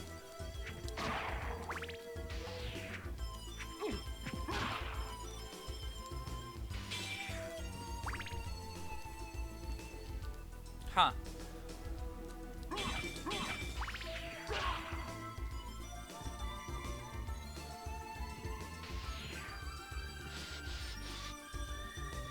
Wait, it just occurred to me the other drop down is where we need to go to get to the big drop off. Move will be essential to the super boss if I don't plan on cheesing it. Oh shit. We'll be fighting the super boss whatever way we feel like once we get there. So it'll be hard to, you know, say what we're gonna do. Oh, nope, not this way. Where is that drop point? Like the second one. Oh, it is through here. I had it right the first time. This is why we have a map.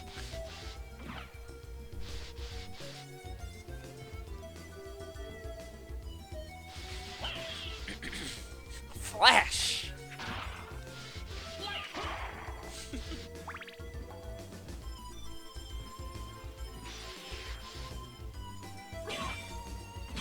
This is Symphony. I'll definitely find some solution. Yeah, it's true. Symphony is so full of shit. It's a Luigi board. Yeah, that's what those are called. Luigi boards. Flash! Okay, we just have to go down from here.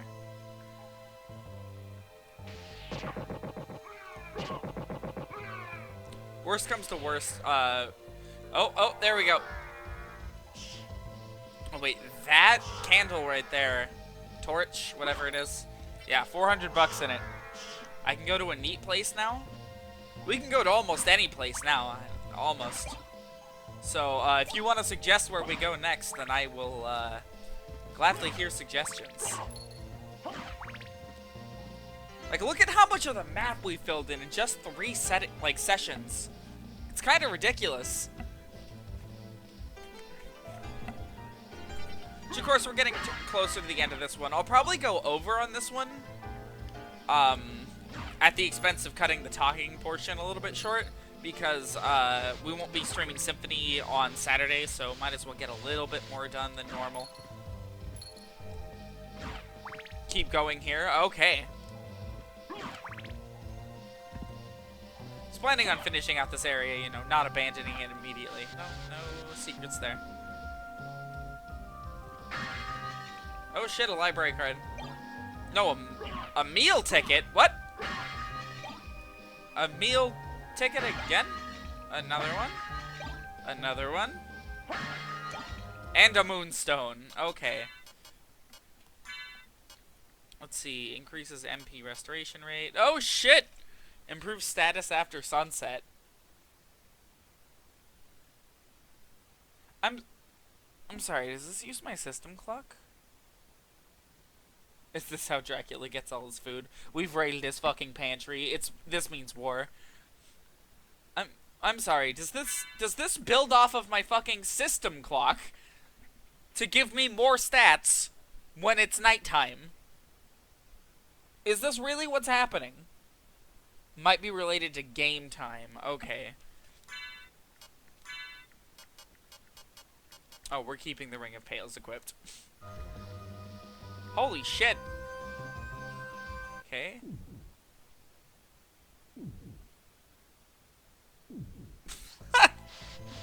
Nope. Hey, look, a real save point for real people. I'm glad I decided to check. You're gonna sleep at 12 because you gotta get up at 5, but you can watch the VOD. Alright. Alright. What's it gonna do?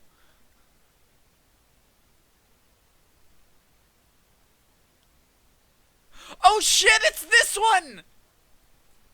This is where we get a good portion of the lore that's covered in the Castlevania anime. That voice! Alucard, it's you! I'm coming, Mother! I'll save you! Okay, maybe No, retranslate that Alucard, line. Don't come here! But Mother! It's all right. If my death can save others, I'd gladly surrender my life. Mother, no! Please, no! Stream is dead. Yes, Alucard. Watch me die, and fine remember on my end. always my last words to you. Yes, Mother. You must despise humans. They are to be your prey. What? Better for them to die than to let them compound their sins. Begin by slaying that one over there. No, it wasn't like this. What's wrong? Alucard. My mother never said such a thing. What do you mean? Kill them and bring them happiness. No, you're not my mother. What kind of demon are you? Must have been a Twitch error. You broke free of my spell. I like that. Demon, death is too good for you. Best line in the Come here, game little right there. boy, and show me what you've got. Why is there a Castlevania anime? Because Konami saw a monetization option that they weren't taking yet, and we're like, alright, let's do it. You know, other than making a video game. You know, it fits because a lot of people complain about Castlevania becoming really anime-like, especially later, which, like, I get, but the thing is, all of Castlevania, the art style... Oh. Darkling, I smell your blood. You're a vampire? Could it be? That strength, that beauty. You're the son of Lord Dracula. Death in the dream world will set your soul wandering for eternity, demon. Wait, I beg of you. Is this anime succubus or folklore succubus? No, in Castlevania, a little of both. And a gold ring. Is it saleable? Inscription. Wear clock.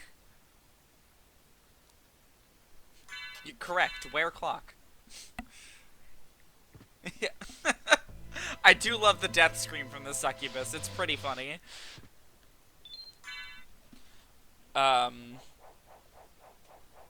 So yeah, the reason there's a Castlevania anime is because they wanted to monetize fans of Symphony. So they were like, alright, we're just gonna take the way Symphony interprets the lore of 3, and we're just gonna do that, and that's gonna be our show. And then they left out Grant. Or a clock on your arm joint. You mean your elbow?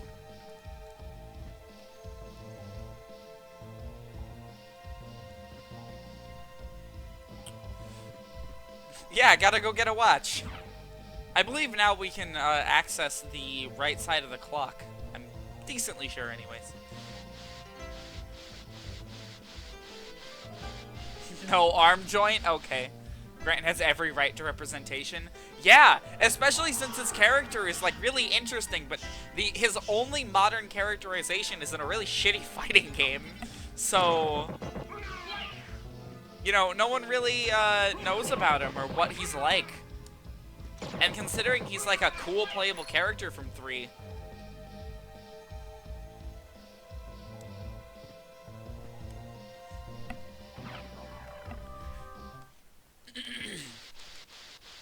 Should make Konami versus DC.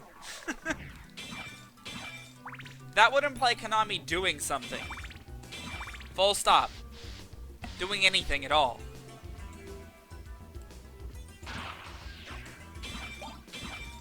And no, the Castlevania collection doesn't count as something because every single game in that collection had been re-released before. Like, all of them. Albeit on, like, a handful of different services, but you could play all of those before. They didn't bother importing anything that was, like, special, other than, like, Kid Dracula, which I don't think anyone was asking for. And then they had the balls to, like, list it as a 2019 release date, and it's like, no. PS version changed demon to death is too good to you deserve death or worse than death for this demon. That is so sad. The PSP version of this game is, while it plays fine, the story isn't, it doesn't, like, hold up as well, I'd say. Okay, I'm wearing the thing at the clock. Does it want more?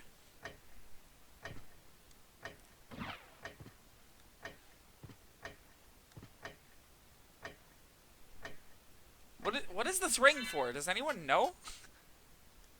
Maybe I have to go to the other clocks?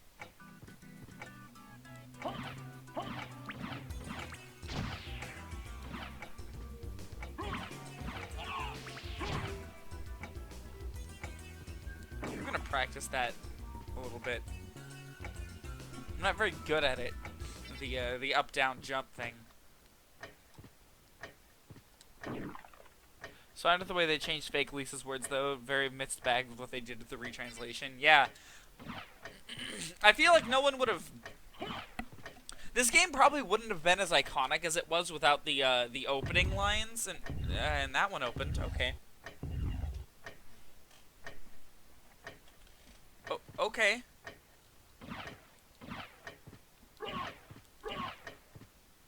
Do we have to wait an hour?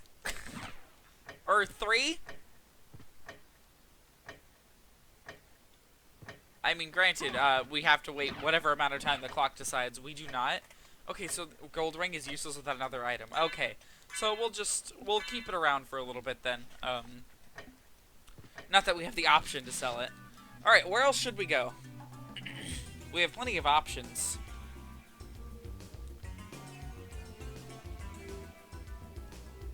Although the map is starting to look really filled out. Should we go check out the boat area? See if we can cross to go get the ferryman, wherever he is.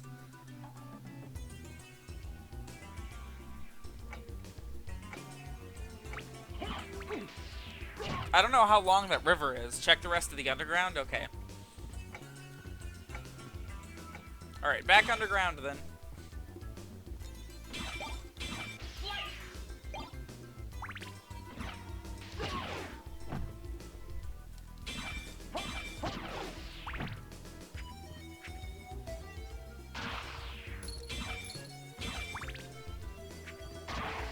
This game's bringing me back to like the old days of my Vita, man. Oh, I played so much good shit on the Vita. Sad that that console never really took off. Flash! Alright, time to throw myself in a pit. Flash! It reminds me of Sora's shit that he yells whenever he's attacking. This is it! Over and over and over again.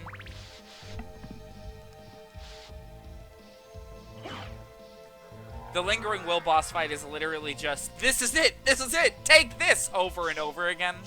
Oh yeah, back off! Oh shit, you can like... There's like platforms that you can jump on. Those were the easy ones.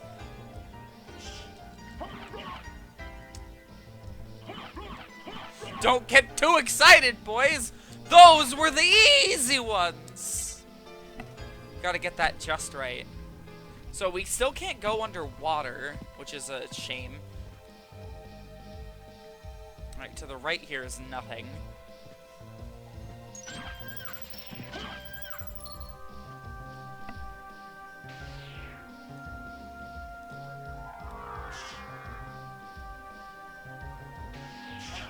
Oh shit! Oh, life max up, thank God!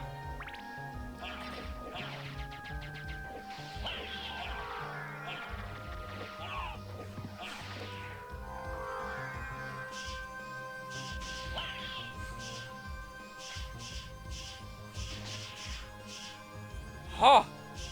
So this is probably the way they want you to go through this the first time. Take this! Take this!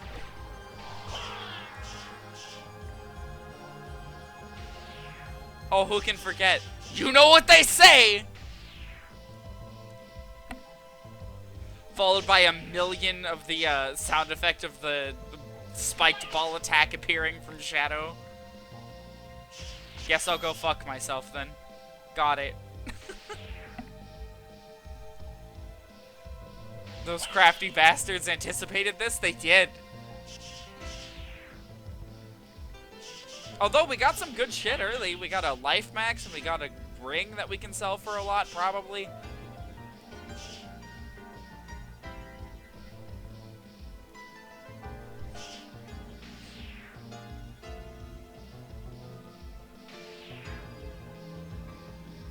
I'm really looking forward to 06, so everyone can see that I won't even get shot, like, stun locked once in the entire silver battle.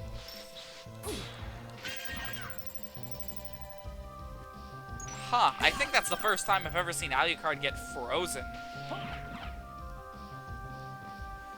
Well then, there's like one more room in the underground, but I don't know if we can get to it yet. Let's go explore in that direction, then.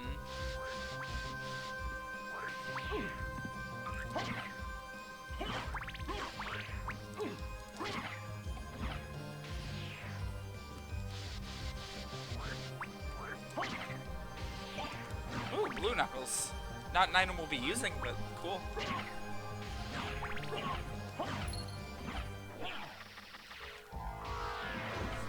That was almost bad.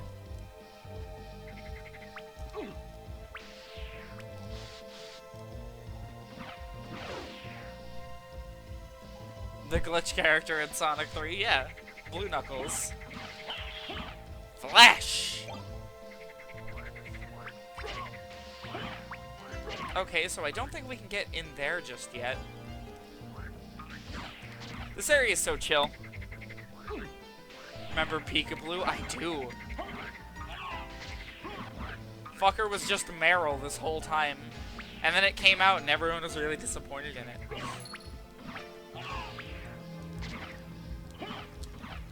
Because Azurill without huge power, not very good. Oh wait, yeah, we can go check out the waterfall now, can't we? We can cross this at least.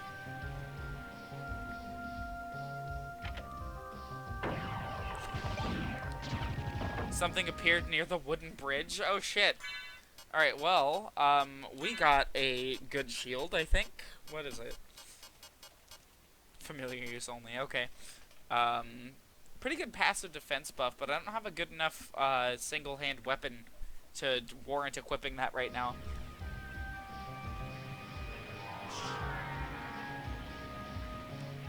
It's definitely a skeleton ape over near that bridge. I don't know, something just tells me.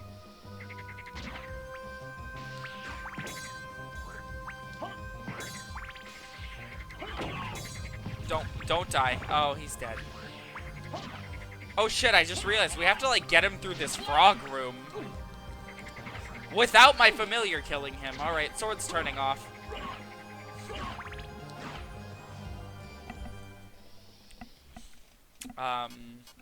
Relics.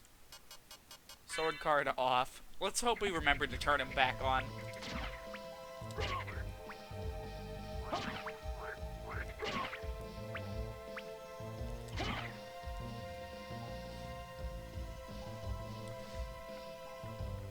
And nope. Okay. Try that again. Like how out of place these little notifications are every time. Yeah. The game's GUI is so like minimal, and then those text boxes are so invasive. I did not mean to get that close to him. There's something weird about this bridge destruction part is you can't get close to him at all. And if you try, he just throws this thing. So you just have to let him inch his way forward. We are not getting that item.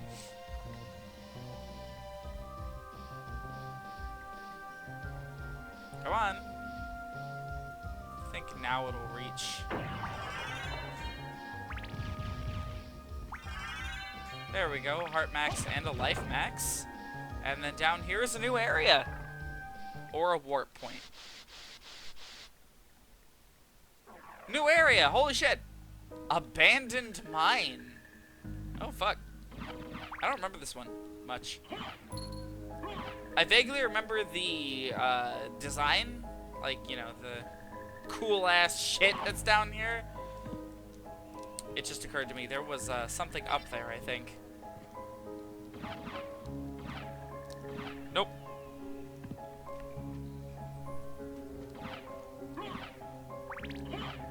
Oh, this is a boss chamber. No fucking way am I walking through that without a save point. Which is probably right here. Yep.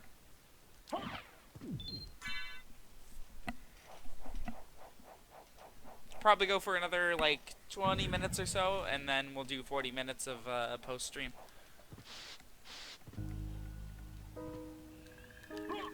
Nope, that didn't work. I keep trying to do the down-up jump, and it doesn't really work all too well sometimes. It's very finicky.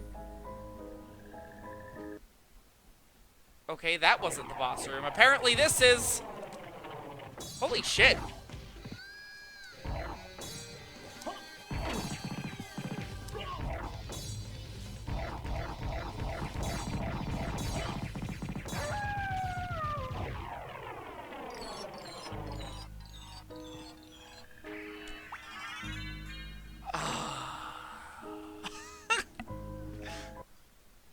Oh! Good thing we had our chainsaw water, yeah. The holy water in this game is so broken. Okay, so I get that this room's the boss room, right? But like, what is this room? Why is it empty? Okay, so you don't attack the flames on these ones. That's really weird. They didn't make the Holy Water any less broken than it was in previous games. Yeah, it's like, it's back to Castlevania 1 levels of broken, which is fucking hilarious. Considering you don't have to do any work to get it. Like, look at that.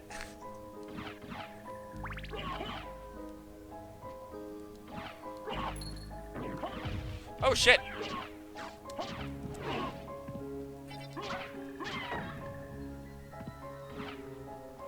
I do not want the rock, thanks.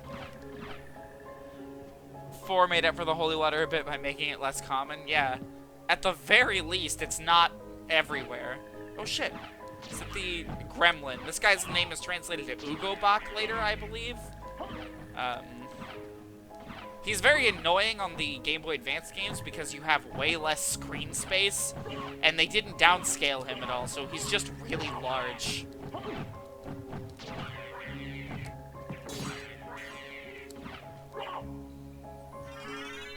Demon card, there it is. I think that's our final familiar. Oh, nope, we still have more.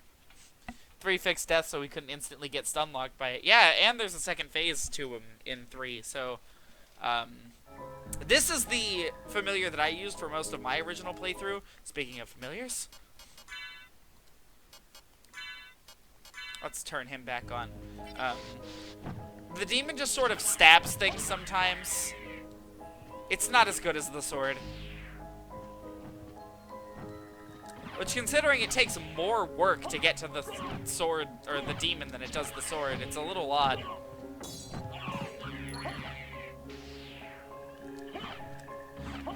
Considering 3 took place before 1, weird that Death didn't think to go Mega Death on Simon. Simon just wasn't worth his time, you know? I mean, if you really think about it, Death didn't know that Dracula would revive in that one, so... Do we have to teleport at these to teleport back? I don't think we do. I think it's enough to just unlock the map square.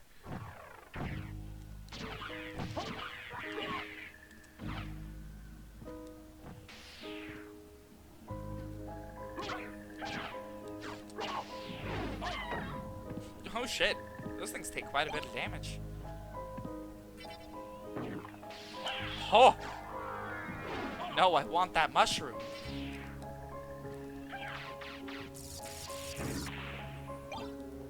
I really like the effect of that, like, special jump. Death is the coolest Castlevania boss. I'd somewhat agree. He's one of the cooler ones. Definitely not one of the more original ones. We're gonna be seeing some in this game that are so fucking insane. Karma coin and a combat knife. I don't think we really need either of those. Some of the ones that we're gonna be fighting in this game are so, like, ridiculous. I don't know how far off the one I'm thinking of is. Simon's Quest did Death a disservice. Oh, it really did. It did everyone in it a disservice. Oh, shit. This is the... The question with this game is always like, oh, hey, which direction is going to lead anywhere? Like, to a save point or something. Alright, oh, hey, we're at, like, the very bottom. I'm assuming to the right, we're gonna, like, snake up back around, underneath the water area to go see the ferryman, who is, probably just, like, a shortcut for that area.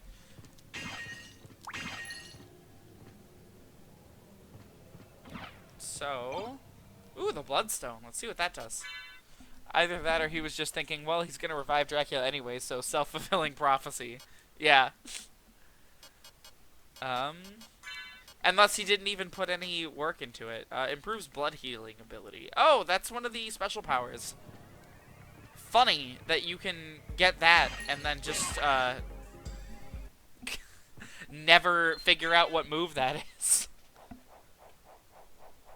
But again, you know, I think the whole concept behind this game was, like, you'd play it and then, like, as, like, a teenager, and then you'd go to your rad 90s high school and talk to your friends and be like, yo, did you find anything new in Symphony? And they'd be like, oh, yeah, you can do this move called a blood healing if you do this.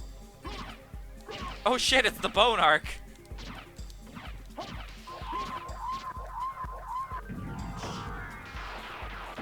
want to kill it.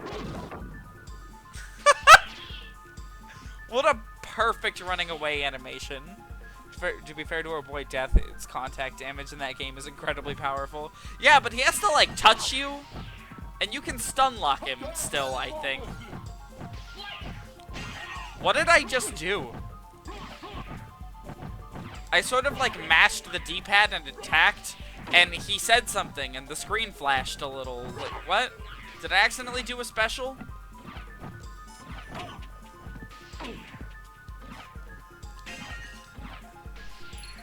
You did Dark Metamorphosis, aka Blood Healing? Oh shit! Accidentally. Funny, he says Dark Metamorphosis, not Blood Heal. So even if you figure out what Dark Metamorphosis is, you still won't know what that pendant goes to unless you read it online. Okay. Oh shit.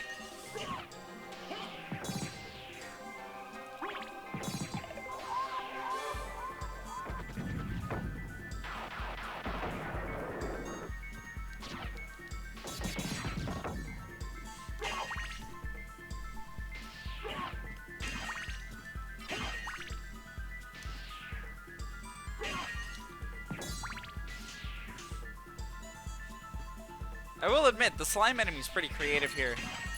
In other games, they're literally just like big puddles of HP that you have to slash through.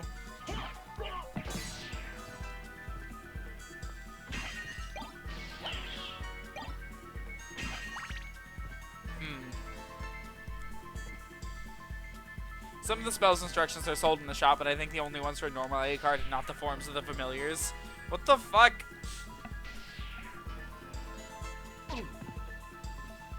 Oh! Ha ha! We're dead. We're trapped in the wall. We're dead. The game just kind of glitched and flipped its shit.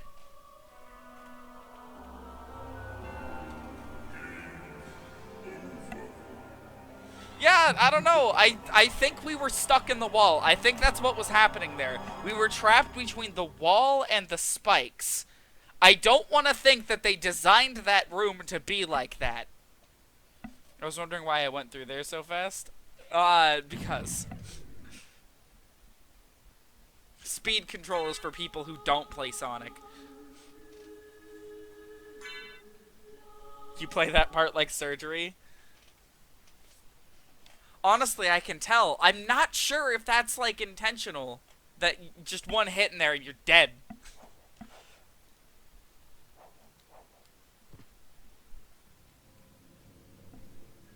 You feel like it is? I mean, it is Castlevania. So...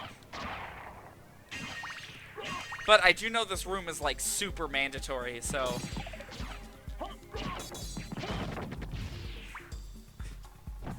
Oh well. We're not that far away from it, save point-wise.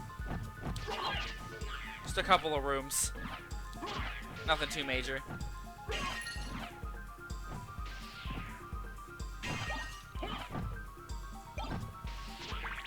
I don't want these other inferior abilities. We didn't check this room. Oh shit! There's like stuff in these. Sometimes red skeletons.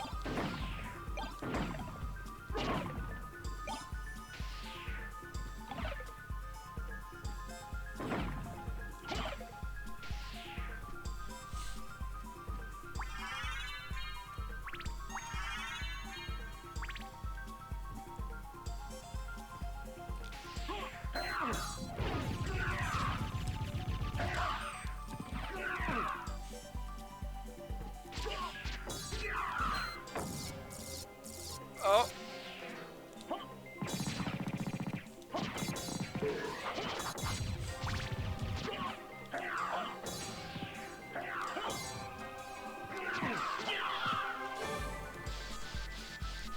Big snores.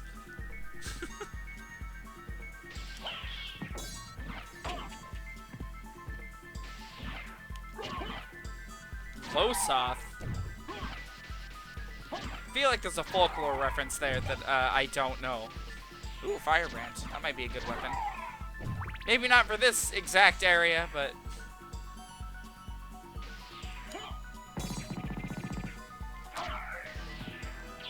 Discus Lord.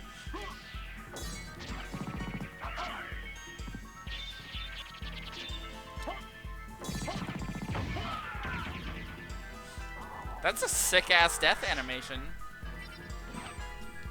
The Yo-Yo Master. A ballroom mask. Maybe that's a better face equipment. Slightly. Only on defense, though. Why not? I'll take the defense. Looks like Thanos.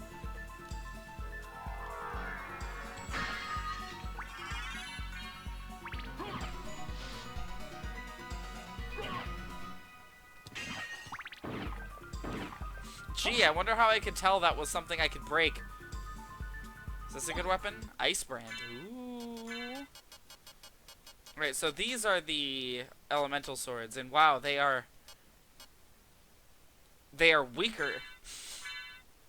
Oh wait, no, they're single-handed, so slightly stronger. Oh shit! Yeah, I can equip them like this.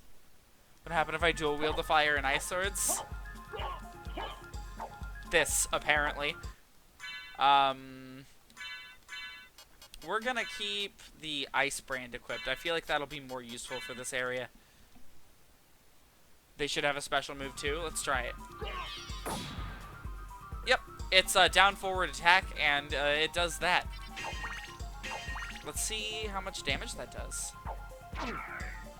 I say getting slapped in the face by a discus.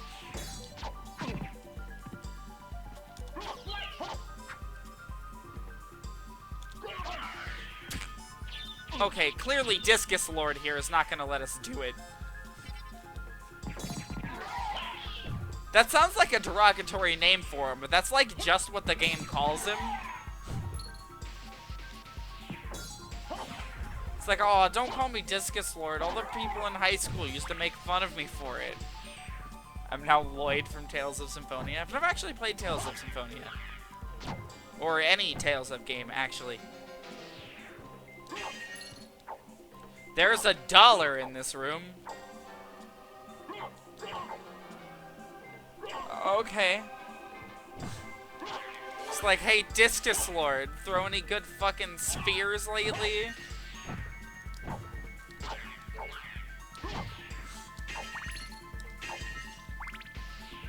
And he's like, guys, I throw flat circles, not spheres, come on. And this only makes the bullying worse. That room has a purpose in the Saturn port. Oh shit! It's him! It is he! This is one of the coolest fights in the series.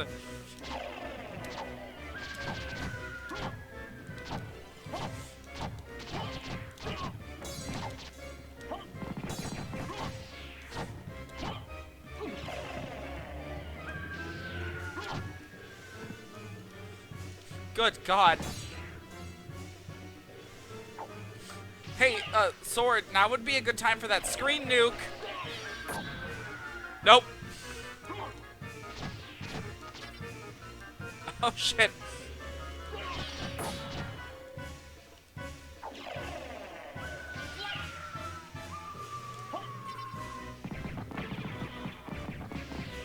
Oh.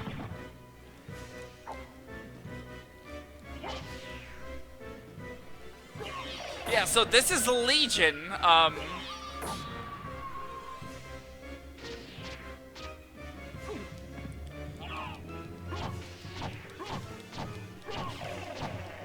Forgot how to do what I just did. Apparently it involves some half circles and some quarter circles, because that's what I've been doing.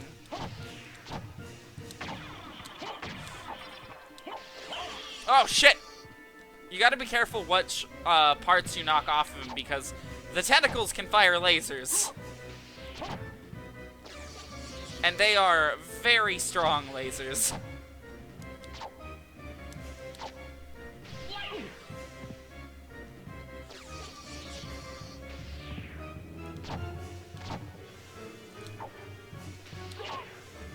Now, this is far from this boss's best appearance, I'd say.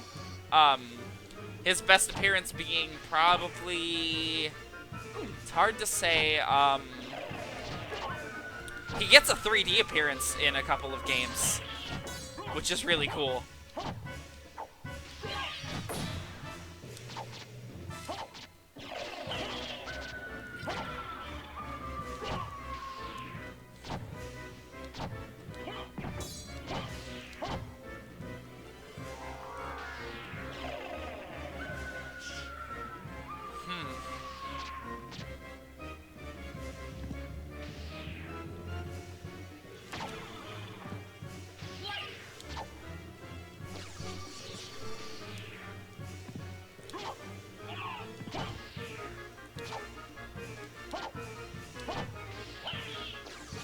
Slash! There we go. There goes Legion. Not a very difficult boss here. He's very hard in his 3D appearance where he's like a super boss, but we'll be seeing that much later. This is like the fight from Majora's Mask. Wait, which fight from Majora's Mask? The worm?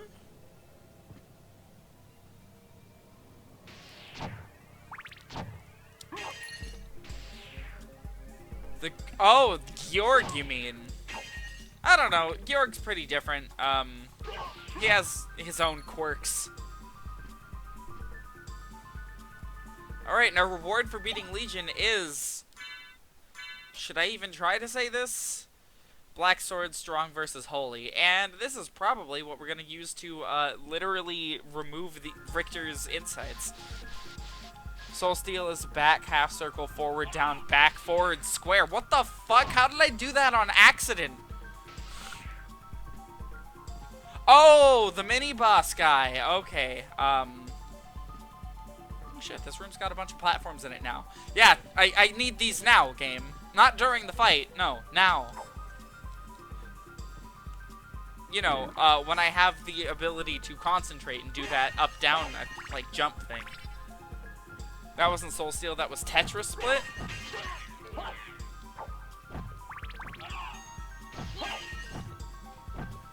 Where's the nearest save room? Not anywhere close to here.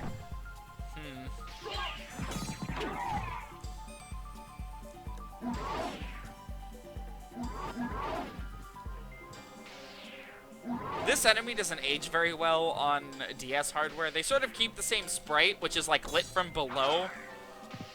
Very awkwardly.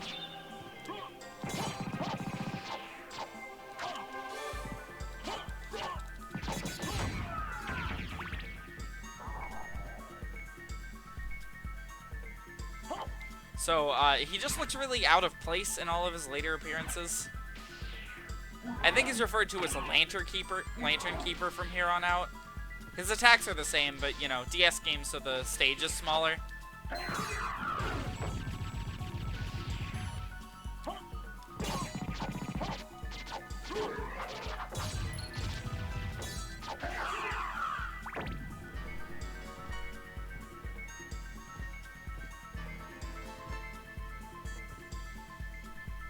Soul Steel was the screen nuke heal combo. Oh.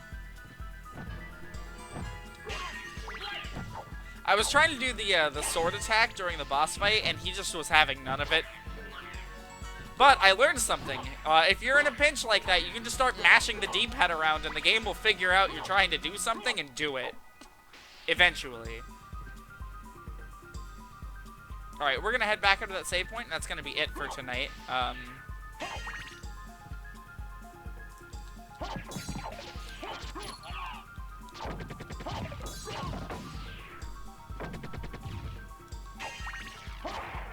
Were-skeleton.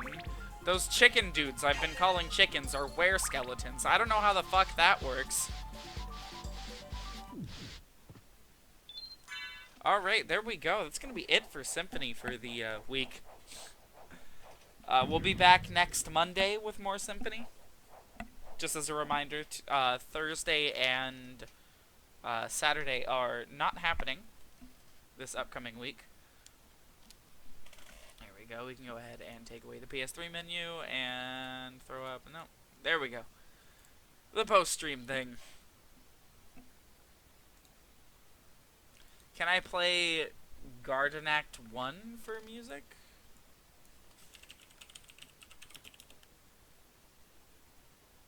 Oh,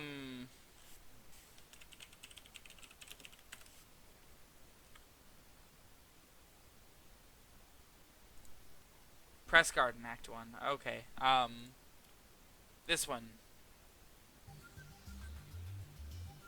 Somehow YouTube figured that out.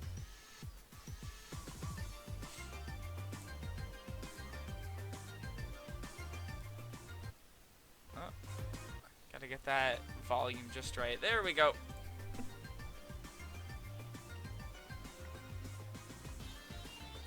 I was trying to figure out what the fuck a Garden Act was. I was like, what? So yeah, that was another good chunk of Symphony. And believe it or not, we're probably only about being very generous towards the first part of the game and very not generous towards the second half. We're probably about 2/3 of the way through-ish. Probably about half. Somewhere between those two numbers.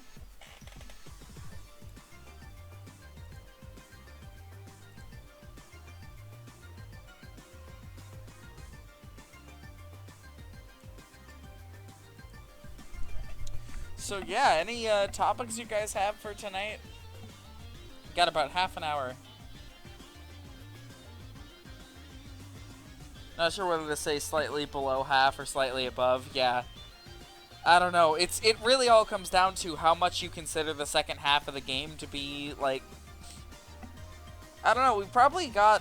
Until the end of the main story, you probably have about 3 streams. Donations for your PS4 funds? Sorry, we don't do donations or anything here. I've considered the idea of monetizing this Twitch channel, but, like... I don't know. I'd have to be considerably larger for that.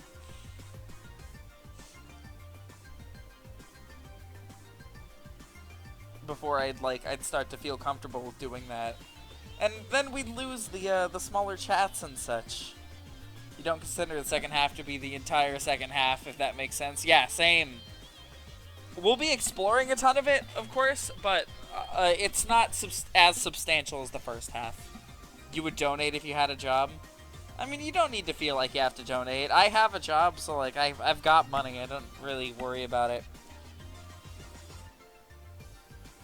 If anything, it all comes down to whether or not I want to drop money on the ridiculous stuff that some of these streams require. For example, a copy of Sonic Jam. Like, I don't think I'm going to be buying Sonic Jam. Although, I recently learned that Sonic Jam's version of Sonic 1 has the spin dash in it, and they had to reprogram the entire game to make it work. Or a jar of Sonic Jam. I'd buy some jam. Not the Saturn game Sonic Jam, but like I'd buy some jam.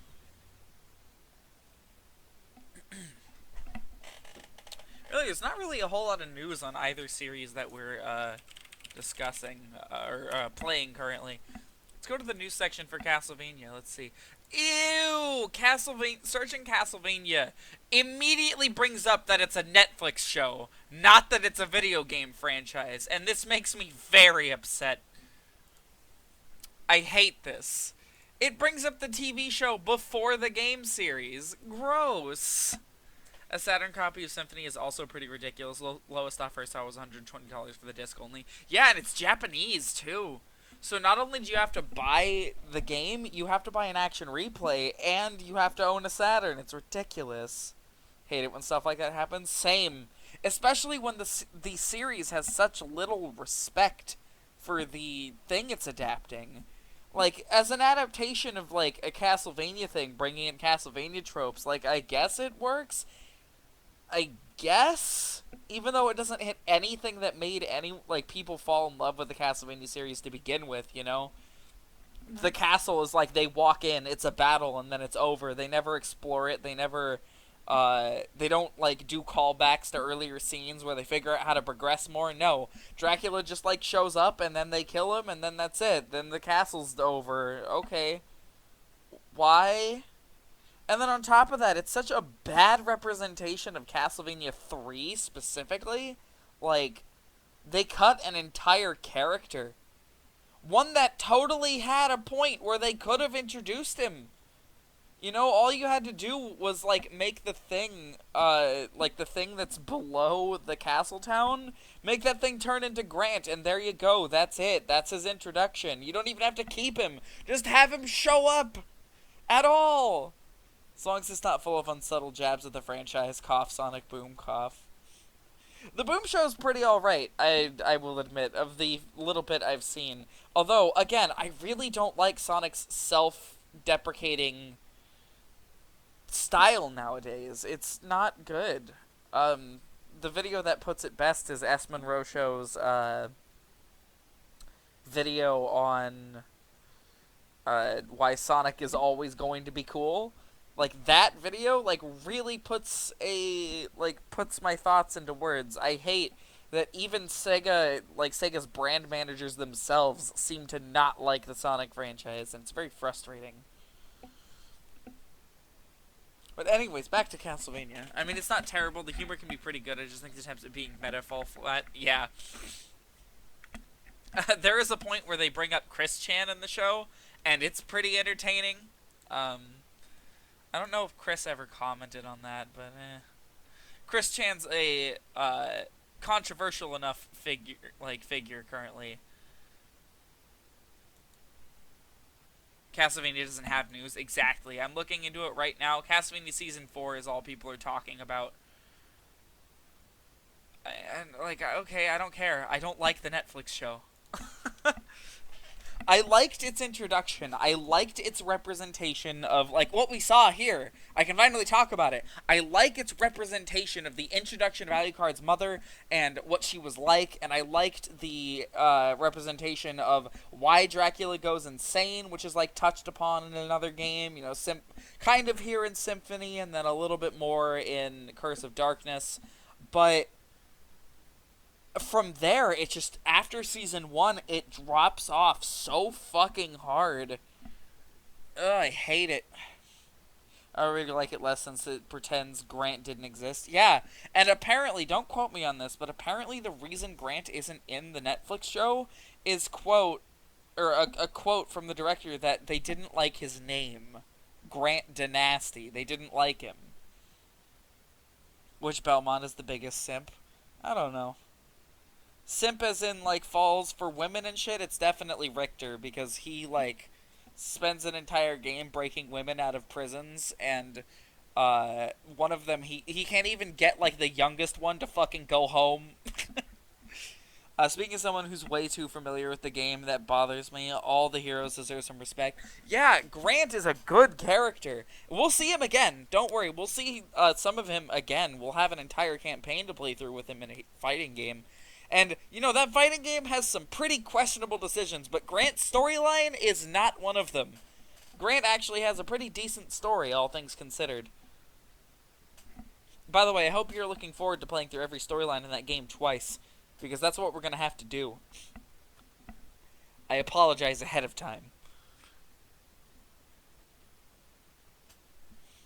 Twice? Yeah, once through, and then the second time to get the truest, like, the true final boss to show up in each character's story, and to get their endings. Lord Farquaad is a simp? No.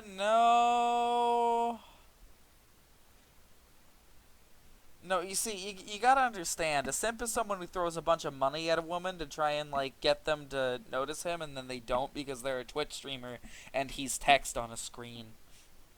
I guess that's the best every round without losing. No, the fighting game is actually pretty forgiving.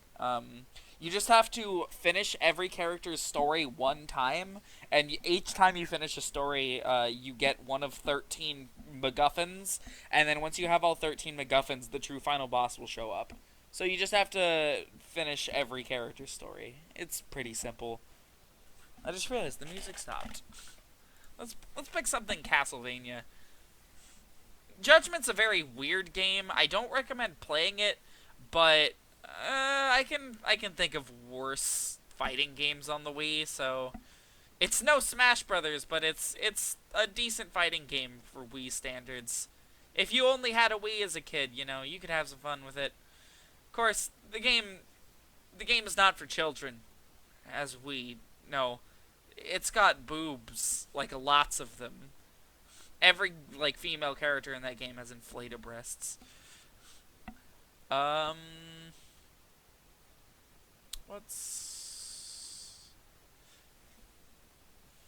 Let's bring up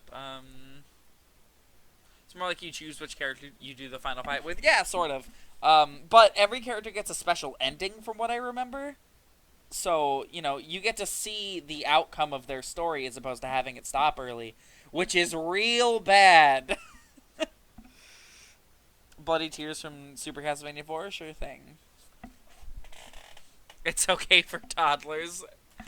Anyone who's breastfeeding would love that game.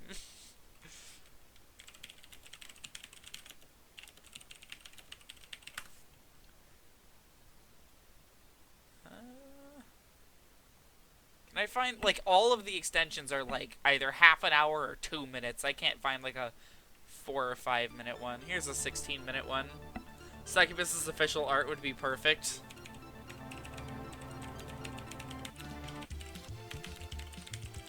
Let's pull her up.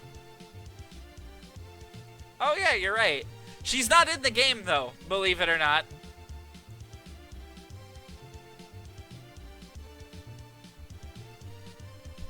And wow, looking up Succubus Castlevania brings up the fucking anime again.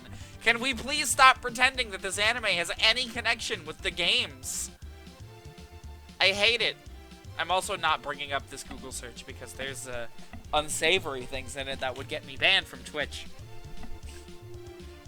I'm incredibly nervous about one of the later games. Lords of Shadow 2 has, like, boob in it. Like, very prominent bare boob. I don't know if Twitch is going to let me stream that or not. This is a fucking horrible extension. Oh my god. Let's just do... There. We'll just let this go. Talking about the uncensored portrait of Succubus shows her nipples front and center. Your mom watched The Witcher and seen my friend playing through it. It was based on the TV... Thought it was based on the TV show? Oh! You see, that's the thing. That's the problem. When Netflix adapts something from a video game, I hate to use the term normie, right? But it becomes normie bait. Like, you know, Witcher used to be this fucking very, very niche RPG that, like, very few people played. The fact that the third one got any traction is incredible. And yet, once it got the Netflix show, suddenly, you know, everyone fucking knows what The Witcher is, and people only think it's a Netflix show. Which is so stupid. Like, no, it's books and games. Like, it's so much media, and people just don't know it even exists. Happened to Castlevania? You know, I almost wouldn't doubt it would have happened to a series of unfortunate events if it weren't for the fact that that series' identity is so tied to the books. Which, by the way, that is an incredible Netflix series. It is so good. I'm very happy with how it turned out. I think old people think TV is more relevant than games. Yeah, and I don't like it. Most people think TV is more relevant than games. You know, if you look at the average normal person, normal dude, Mad Forest from Castlevania 3, sure thing. If you look at the average normal dude, you know, he sits around at home, and the things he plays are like multiplayer shooters, and that's it. And, you know, he doesn't go into shit like The Witcher games, you know? He doesn't play RPGs. Mad Forest, Castlevania 3. Let's do one of these 15-minute extensions, just so we can listen to a bit of it. Oh, this theme's so good! Only people who don't is Gen Z. I don't know. I don't think it's a generational thing. I think it's more of just an average Joe kind of thing, you know? We like to delude ourselves that because consoles sell really well, that video games aren't very niche anymore, but, like, they're super niche. Video games outside of the standard Call of Duty, Halo, Battlefield, what else? Overwatch, Fortnite, shit like that. Video games outside of that, you know, they don't gain much traction normally unless it's from some big AAA developer. To be fair, if the only games you play is COD and NBA 2K, you're not a gamer. Yeah, probably. You're a person who owns a video game console. You're not really invested in the medium in any way. See, that's the thing, right? It's the question of investment in something. Like, you know, you're not just a gamer because, oh look, I played through Symphony of the Night. You're a gamer because it's like, I played through Symphony of the Night and I got into it, you know? You're prepared to hold a discussion about the game. You're prepared to, you really enjoyed yourself and lost yourself in it, you know? As opposed to sitting down and playing a game of Fortnite once in a blue moon, and after that, you just sit around watching Netflix.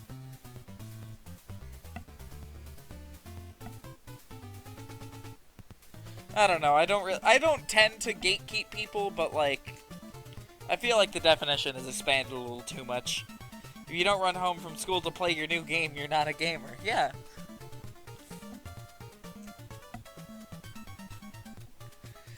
You see, like, it would be really great if we had, like, one series that, like, it was a litmus test, like, oh, perfect! A perfect litmus test for, whether or not you're a gamer is, hey, you ever play through Halo? Because a lot of people have played Halo. If you don't 100% every game within days, you're a fake gamer. Oh shit, I'm a fake gamer, everybody. It's been like a week and we haven't even, like, dented Symphony. We've halved it, but remember running 5 miles to get Star Fox Assault as a kid? Holy shit. I don't think I ever ran to get a game. I know I've driven out to get games at, like, ungodly hours. Project Eva X, I was the only person who showed up to the midnight release of that one. What a fucking letdown that was. That game is not very good, in case you didn't know. Can't even run a kilometer anymore. Hey, I can't run very well. Wicked Child from Castlevania 1, sure thing. Early Castlevanias have such good music. This one's got like a 3-minute length, so let's just let this one play. But yeah, I don't really like gatekeeping, but Halo is like a perfect, you know, like, test. It's like, oh, you ever played through Halo? It's like, yeah, I play Halo all the time. It's like, oh, no. Have you ever played through the campaigns of Halo? And if their answer is, yeah, they're great, then yeah, they're the chances of them being a gamer just drastically increased. But if they're like, nah, why the fuck would I do that? Who cares about the campaigns? I'd be like, nah, you're fake. Can we do Behind the Mask?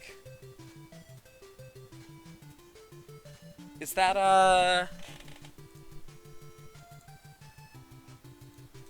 Behind the Mask. Oh, Persona 5, yeah, I was thinking that. I don't know. I don't know how picky Atlas is on copyright.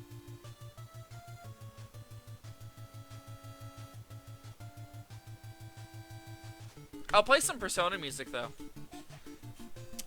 Although, warning, my taste in Persona music is a little, old. I'm probably one of, like, the only people you ever meet who really loves Persona 1. I've never finished it, but, like, man, I've played a good majority of that game, and it is really good. It's unfortunate that the ending of the game has one of the biggest difficulty spikes in any RPG I've ever seen in my life. P3 old or P1 PS1 old? P1 PSP old, I'd say. I've never played the PS1 version, but you know, that game's kind of like over $100, so...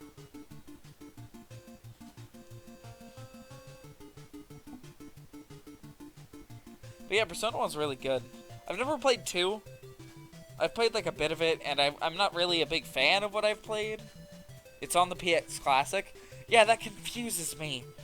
I don't know why it's on the PS Classic, but I didn't buy one of those pieces of shit, so...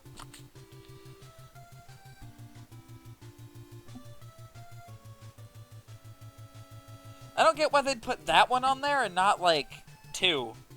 I don't know. It's only like 40 now. Yeah, but I don't need another micro console, I guess. Especially not one as lackluster as the PS1 Classic. Like, I know I can mod it with a bunch of games and shit, but, like, I prefer physical copies, so...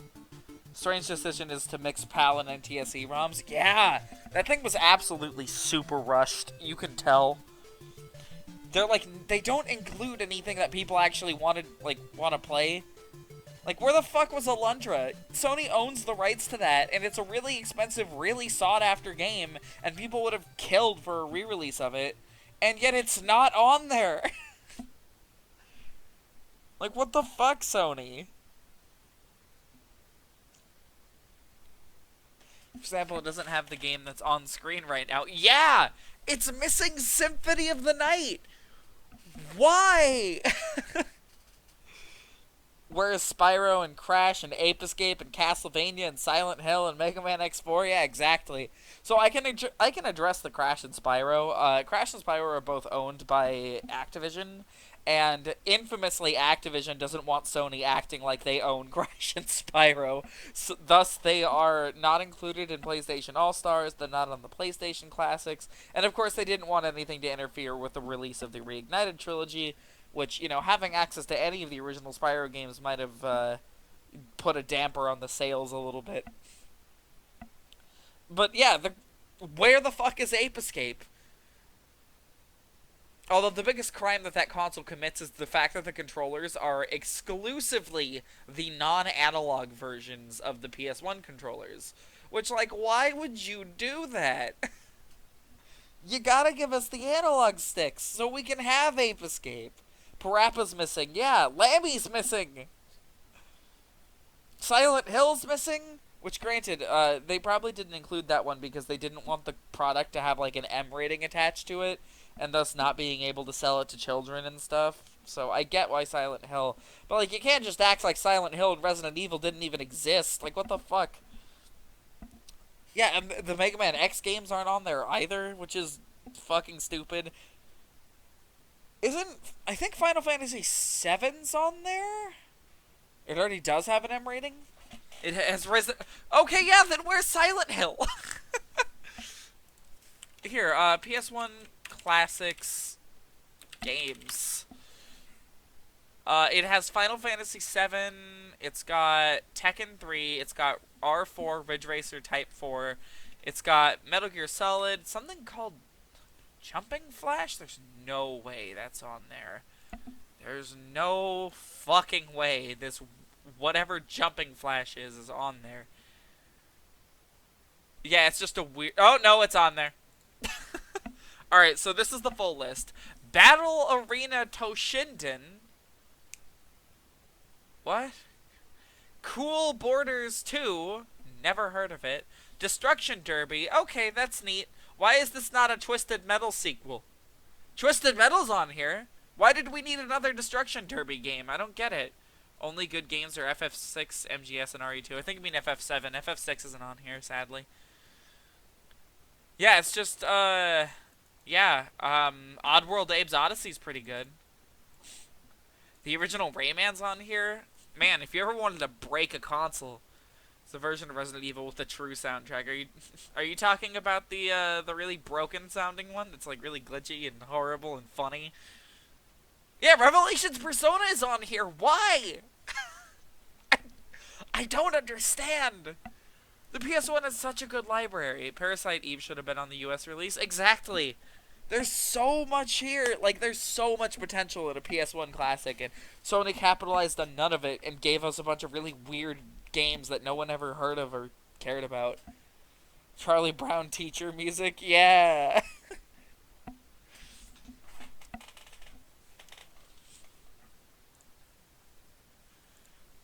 God, what's the name of the song? Why is Street Fighter Puzzle but not Street Fighter? Who knows? Who fucking knows? It hurts me so much to think about like what the PS1 Classic is actually like. Yeah, Street Fighter Alpha 3's not on there. Even though, like, isn't that the definitive PS1 Street Fighter? Isn't that one that people, like, still play? Why? I don't know what happened to that game, but your dad really liked it? Oh.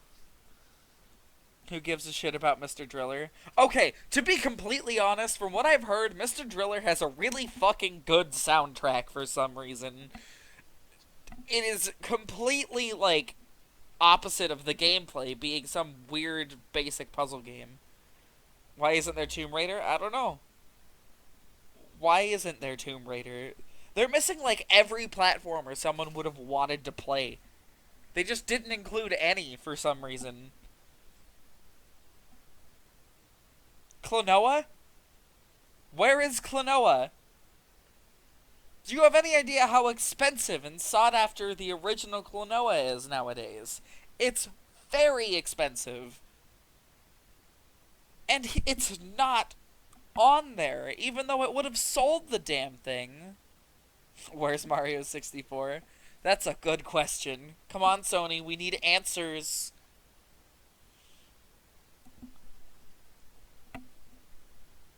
Speaking of N64, the fact that we never got an N64 Classic is a little sad. Would have been neat to see the N64 get some fresh air, like some life breathed into it. Maybe we could have seen some off-brand controllers that fixed the N64 controller again. If they really brought back the N64 controller, they would have to do some work with it. Nintendo only cares about NES and SNES, it's true. They especially don't care about the GameCube. Maybe it has an online it'll have an online equivalent later this year. Ugh, don't even remind me. I wonder if it's due to the sheer number of N64 remakes. I doubt it. I don't know. Maybe it's because they were like, "Hey, Microsoft, can we put Banjo on this?" And they were like, "No." And Nintendo was like, "All right, N64 Classic canceled. We don't need it." But yeah, I don't even want to think about the current version of the Virtual Console. GameCube's probably the best Nintendo console. In terms of controls, yeah, probably. In terms of content on it, not necessarily. Especially not in terms of, like, getting into collecting for it. That console's a nightmare to collect for. There's not really a whole lot of games on it, and it didn't sell super well. Only counting exclusives, yeah.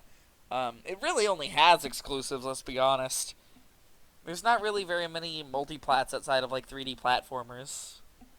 I imagine the Mario games alone, could have fit on that. Mario 64, Mario Kart 64, Mario Party 1 to 3, Paper Mario. Yeah, they could have just been like, hey, look, this is like a Mario thing. And then you can get, like, cartridges that, like, oh, look, here's Ocarina of Time and Majora's Mask, and it's on a cartridge, and you just pop it in the top and you play the game. That could have been neat. They could have done something like that. Yoshi's Story, yeah. I don't know. But yeah, the current version of the Virtual Console's dog shit, and I am amazed Nintendo's still keeping at that.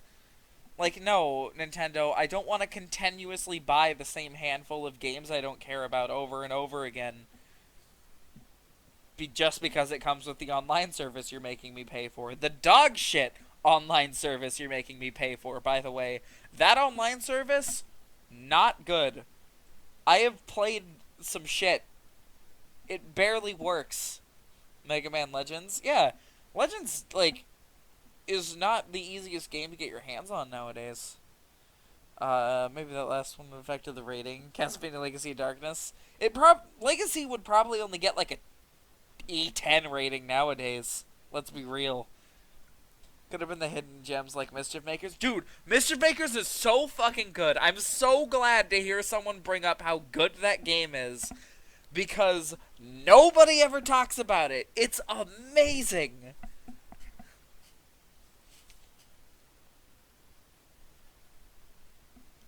like, that game is one of my favorite games on the console. I don't know if it holds up as my favorite game on the console anymore. Castlevania 64 is, like, up there for me nowadays, along with Ocarina. But it is at least within the top 3. Some of the things in Mischief Maker get a little iffy, though. Beetle Adventure Racing is another great hidden gem. Yeah, that one's great. It's a racing game that, if I remember right, has, like, a bunch of hidden routes in it and shit. And that's, like, its gimmick, is that, like, there's a lot to find in each of the racetracks. Dr. Mario 64, which is one of the most annoyingly catchy tunes I've ever heard. Should probably put up more music, speaking of. Here's Beneath the Mask.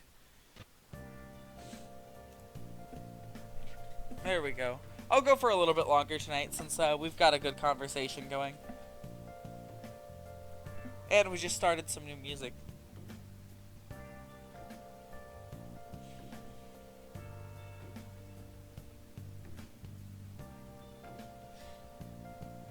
I wish the gaming industry respected its classics a little more. I don't know, it feels weird. That game Rockstar made before GTA. Say it has 20 games, what are they? Well, we gotta include Mario 64, so that's one right there, right? And at least one Mario Party, so probably like Mario Party 2. And then it would have to include at least one racing game, so they'd probably go with Mario Kart. Earthbound 64? God, I wish. I mean, hey, we kind of got Earthbound 64. Mother 3 came out, and it apparently had the plot that they were going to include. Of course, they never released it here. Let's hope it leaks soon. God, I hope some build of that game leaks at some point. I hope Nintendo does more with Mother. What if they released it with an option to play each game's beta? Ooh, that'd be really cool. Anyways, so they'd have to include a racing game. I feel like they might not include Mario Kart. They might opt instead for Diddy Kong Racing. Just because Diddy Kong Racing has more to do in it. Keep my eyes on /PPG. What's /PPG? Is that like,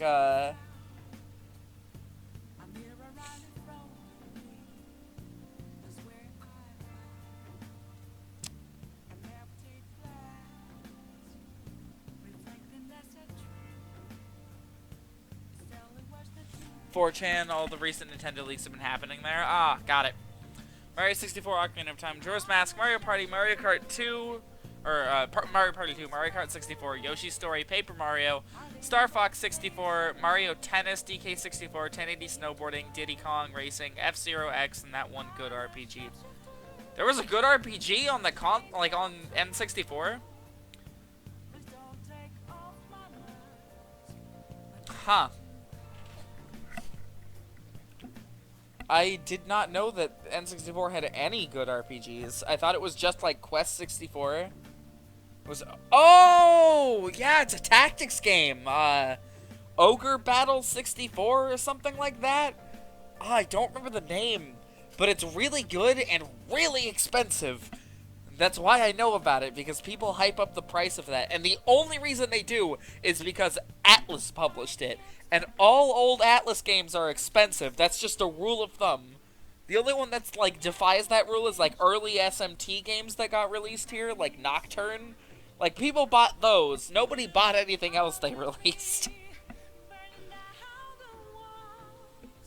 I've heard really good things about Ogre Battle, but, I'm not very good at tactics games, so I haven't played it. That and, you know, preferring physical copies. Hybrid Heaven? What is that? I hope that if they do a an N64 classic, they include Castlevania 64, because that game deserves some love. Hybrid Heaven N64.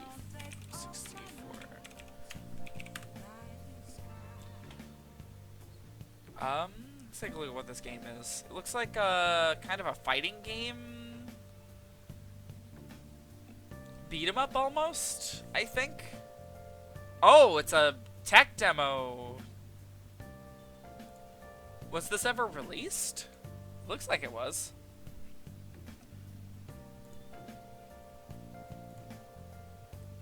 I mean, is it good? That's my question. Let's take a look at Amazon. It is... Oh. Oh, no, it's only like $11. And is it one of those expansion pack enhanced games? I think it is. Thus, I can't play it. My N64 doesn't have an expansion pack, and buying one is just not worth it. I cannot do enough mental gymnastics to justify buying an expansion pack. Well, let's do a Persona 4 song. This song's really good. That extra they should have an N64 Animal Crossing. Oh yeah, right, the disk system version. They would have to give the console a system clock though, so I don't know if they do that. It might prop up the production costs just a little bit too much. Oh, F-Zero X! Why am I not thinking F-Zero? Holy shit, that should be the racing game they include. F-Zero X is apparently really good. AC64 wasn't on disc. Oh, right. The disc version was canceled, wasn't it? And, like, the, two racing games? Yeah, F-Zero and then a more casual one. F-Zero is so fucking good. Like, we talk all the time about how Sega doesn't use their IPs, but, like, holy shit. Nintendo, why has there not been an F-Zero game since the GameCube? F-Zero X on the disk drive has a track editor from what I've seen. Yeah, it does. There's also a Game Boy Advanced one that has a track editor. One that I own, oddly enough. I think it's called Maximum Velocity. From what I've seen, it's sort of a worse version of GP, which is the first Game Boy Advance one they released, and it has like a big-ass story mode and shit in it. It's really cool. Climax, it's pretty good. Is that like a game? Or is it F-Zero related? F-Zero Climax? I don't know much about that one. F-Zero Climax. Let's take a look at it. Was it released here, or is it one of those... Oh, yeah, this is the, Wait, what is this? It's Game Boy Advanced. Looks like Japan only? I'm not finding any, information about an English release.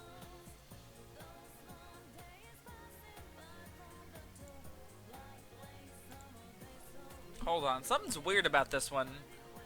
Yeah, it was only Japanese. F-Zero's really good. GX was made by Sega, actually. Oh, shit!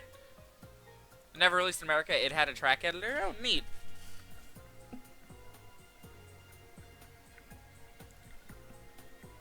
Unfortunately, we'll probably never see another F-Zero game. Despite Captain Falcon getting consistent, like, representation in Smash, Nintendo just doesn't care about producing an F-Zero game. Nintendo has so many neglected IPs, it hurts. Like, all we really see from Nintendo nowadays is what? Mario, Animal Crossing. We see Zelda. They actually pitched the idea to the Burnout devs, but the devs declined? Oh, shit. Oh, they can tease by having the Blue Falcon be a vehicle in Mario Kart? It is a vehicle. You know, F-Zero has a fucking minigame in Nintendo Land? It's insulting. It's the only F-Zero anything we got on the Wii U, other than like a virtual console release for the original, I think. I don't think we ever got X. I think we just got the original.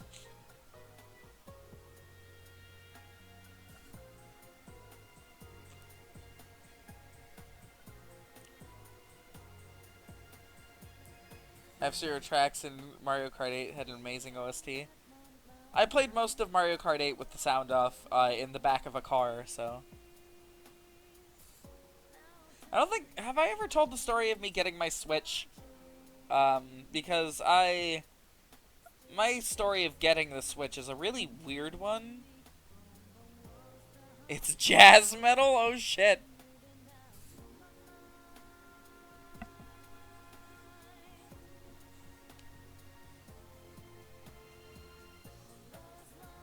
Yeah, me getting my Switch was odd. So what happened was, I was going on vacation to, like, I want to say I was going to Lake Shasta? Which, if you don't know where that is, that's a pretty large lake that's on the border between, oh no, not Shasta. Tahoe. Lake Tahoe. That's the name of the lake. Shasta's a mountain. Oh, you can't send links in chat. Sorry, Whale. You can send links in the Discord. You can just, like, drop it in general. I'll take a look at it. But my chat automatically filters links. And from what I can tell, I can't turn that off in any way. I think it's just Twitch doing it. Another option is to DM me links. Because my DMs are open, and they aren't normally flooded by anyone, so... Pretty empty. Anyways, I was going to Lake Tahoe, which, if you don't know, that's a pretty large-sized lake, on the border between California and Nevada. It's, like, literally right on the border there. And it's a very nice place to go to. If you ever have a chance to vacation there, I recommend it. Anyways, so I was going to be gone for probably about a week and a half at that point. So I went to GameStop to go and, like, buy some DS games or whatever. I was looking for stuff just to play on the go. DS, Vita, PSP, whatever they had that I could find. And, my local GameStop is full of really friendly people, and I happen to... I guess I don't really know them, but, like, in there I was a regular enough that we sort of, like, got to know each other. I knew the guy behind the counter, basically, and we were just bullshitting about stuff, and I was looking at, Nintendo games, and he pointed at the Amiibo shelf, and he's like, hey, you want to pre-order some Amiibos? And I think that was when they were doing, like, the Mario ones, and, like, the Mario Odyssey ones, I think, where it was, like, Wedding Mario and shit. And he was like, you can still pre-order, I think, just Bowser. I think all the other ones are sold out. I was like, oh, yeah, I hate that Nintendo does that. They just, like, don't produce enough of anything. You know, they did the same thing to the Switch, and then he stops, and he looks at me, and he goes, how badly do you want a Switch? And I was like, are you offering? And as it turns out, yes, he was. They had gotten, in a shipment, they had gotten one Switch. One Nintendo Switch. Randomly in a shipment, just sealed in box. They didn't know where it came from. They thought it was probably like a straggler from another shipment for some reason, but it was only one, which is really strange. And, like, it hadn't even been checked into inventory yet, so it didn't have a chance to get sold online. And he was like, I can sell it to you full price. And I'm like, I'll do it. Because back then, you could not get the console. This was like 3 or so months after launch. You couldn't fucking get one. At all. And I somehow managed to get one randomly. It was like literally rolling a nat 20. Not where you live. I mean, back then, they were really hard. Not unless you were at the midnight launch. Yeah, exactly. And even then, there was a chance that they would have sold out before you got one. The Switch was so hard to get back in the day. And just randomly, I walked into a GameStop and rolled a nat 20 and found a console that barely exists. Only day you couldn't was the day after launch. Oh shit. Canada was probably more well supplied, and I mean, you live on like sort of an island, so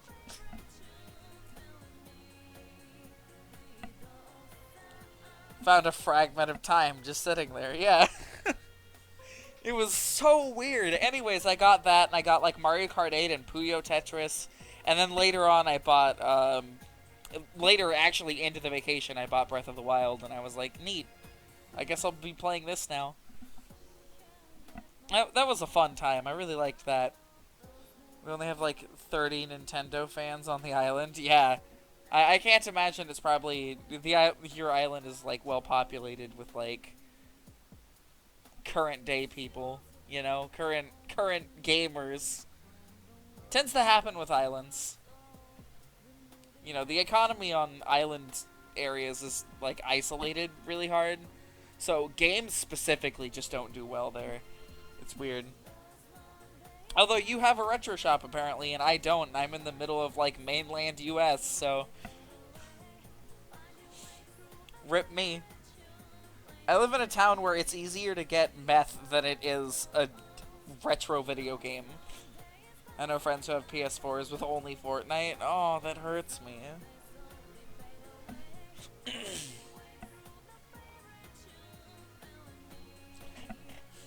Bricks and minifigs.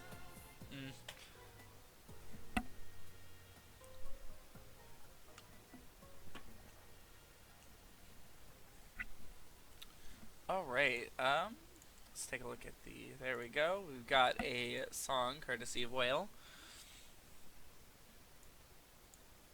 Let's see. Oh shit. This is pretty cool. It's a local shop that popped up a couple years ago. Oh. They sell retro games? Because my town has one very, very similar to that one, actually. They sell Legos and they sell retro games. Their game selection's normally pretty scarce. I don't know, maybe I'll go in and check them out again. They don't tend to have a whole lot, though. That's the one you're thinking of? Yeah.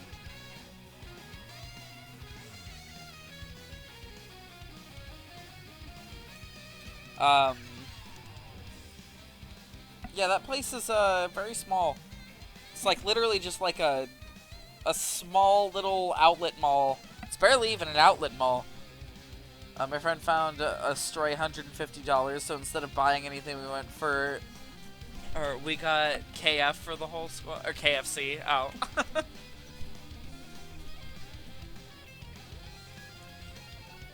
Man, KFC's probably way better in Canada. Mine in town is notoriously awful. I had a friend who worked there, and like they had a silverfish infestation that they wouldn't do anything about. And like apparently the silverfish just got in the mashed potatoes sometimes, and they sold it as is. Yeah, not a good restaurant. My friend ended up reporting them to the health administration and then quitting because he couldn't fucking handle it. Which, like, honestly, same. I wouldn't be able to deal with that.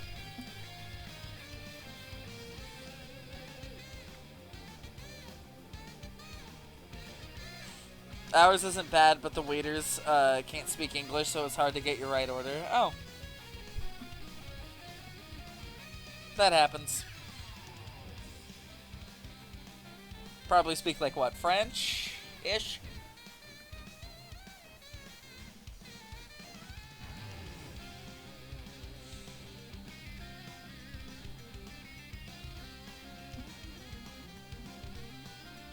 Arabic? Oh. Interesting. So it's probably more like they're still learning English, but yeah.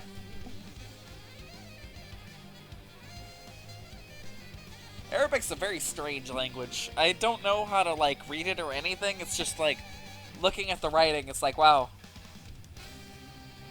These are letters? It looks like doctor's note signatures. Subway is terrible for that, though. Oh, yeah, that would be a problem. As for pickles, you got mayo? Oh. You see, at that point, you just go to some slot place like fucking Burger King or something where you just say your number out loud and they're like, alright, here's your slop. Who puts mayo on roast beef? Oh, yeah, that is kind of a red flag. And we're getting a little late now. Probably going to be ending here in the next couple minutes. If anyone has any final thoughts, any last topics they want to bring up.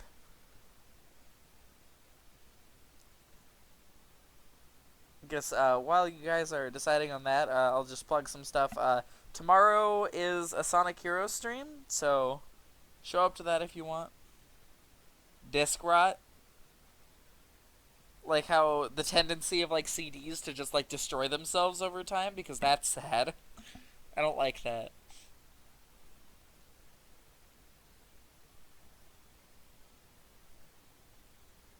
All our games will die soon. College, I think that's too broad of a topic. We can talk about that next time, and I can say all my political views that'll make everyone run away in fear. Like in 20 years, GameCube games won't exist. Yeah, which is why we need to have services like the Virtual Console, and we need to have emulators for them, and backed up ISOs. And yet, currently, distributing any of these things is illegal, except for the emulators. And, you know, the Virtual Console doesn't exist. Blu-ray discs will last longer than us. Yep. Which, luckily, like, that means a good chunk of games will survive. In conclusion, everything dies and mayo shouldn't be on roast beef, and PS1 Classic sucks. Yeah, that pretty much sums it up. Just a couple of last things. Discord's still open. It's down below. If you need a link to it, just let me know. Would be happy to drop one in chat. Last I checked, though, the one on the panels should still work. Trying to think of anything else. Oh, yeah, and of course, Thursday and DS cartridges last long, too. Yeah, if you treat them right. Those things tend to die if they take too many shocks. You know, like dropping a DS too many times or something like that. It can take the cartridge with it. But yeah, other than that, they're pretty long-lasting, pretty durable pieces of hardware there. Collecting for PS4 is fine. Yeah, I just like collecting in general. Anyways, spilled soda on one once? Oh no. Granted, I've washed one once and it came out fine. Don't know how that worked. But yeah, that's gonna be actually it this time. Just a reminder, Thursday and Saturday aren't happening this coming week, but Tuesday, tomorrow night, is still happening, so we'll be doing Sonic Heroes then. Join the Discord if you want. That's gonna be it. Thank you guys for coming out and watching. I'll have the VOD up here soon. Good night, everybody.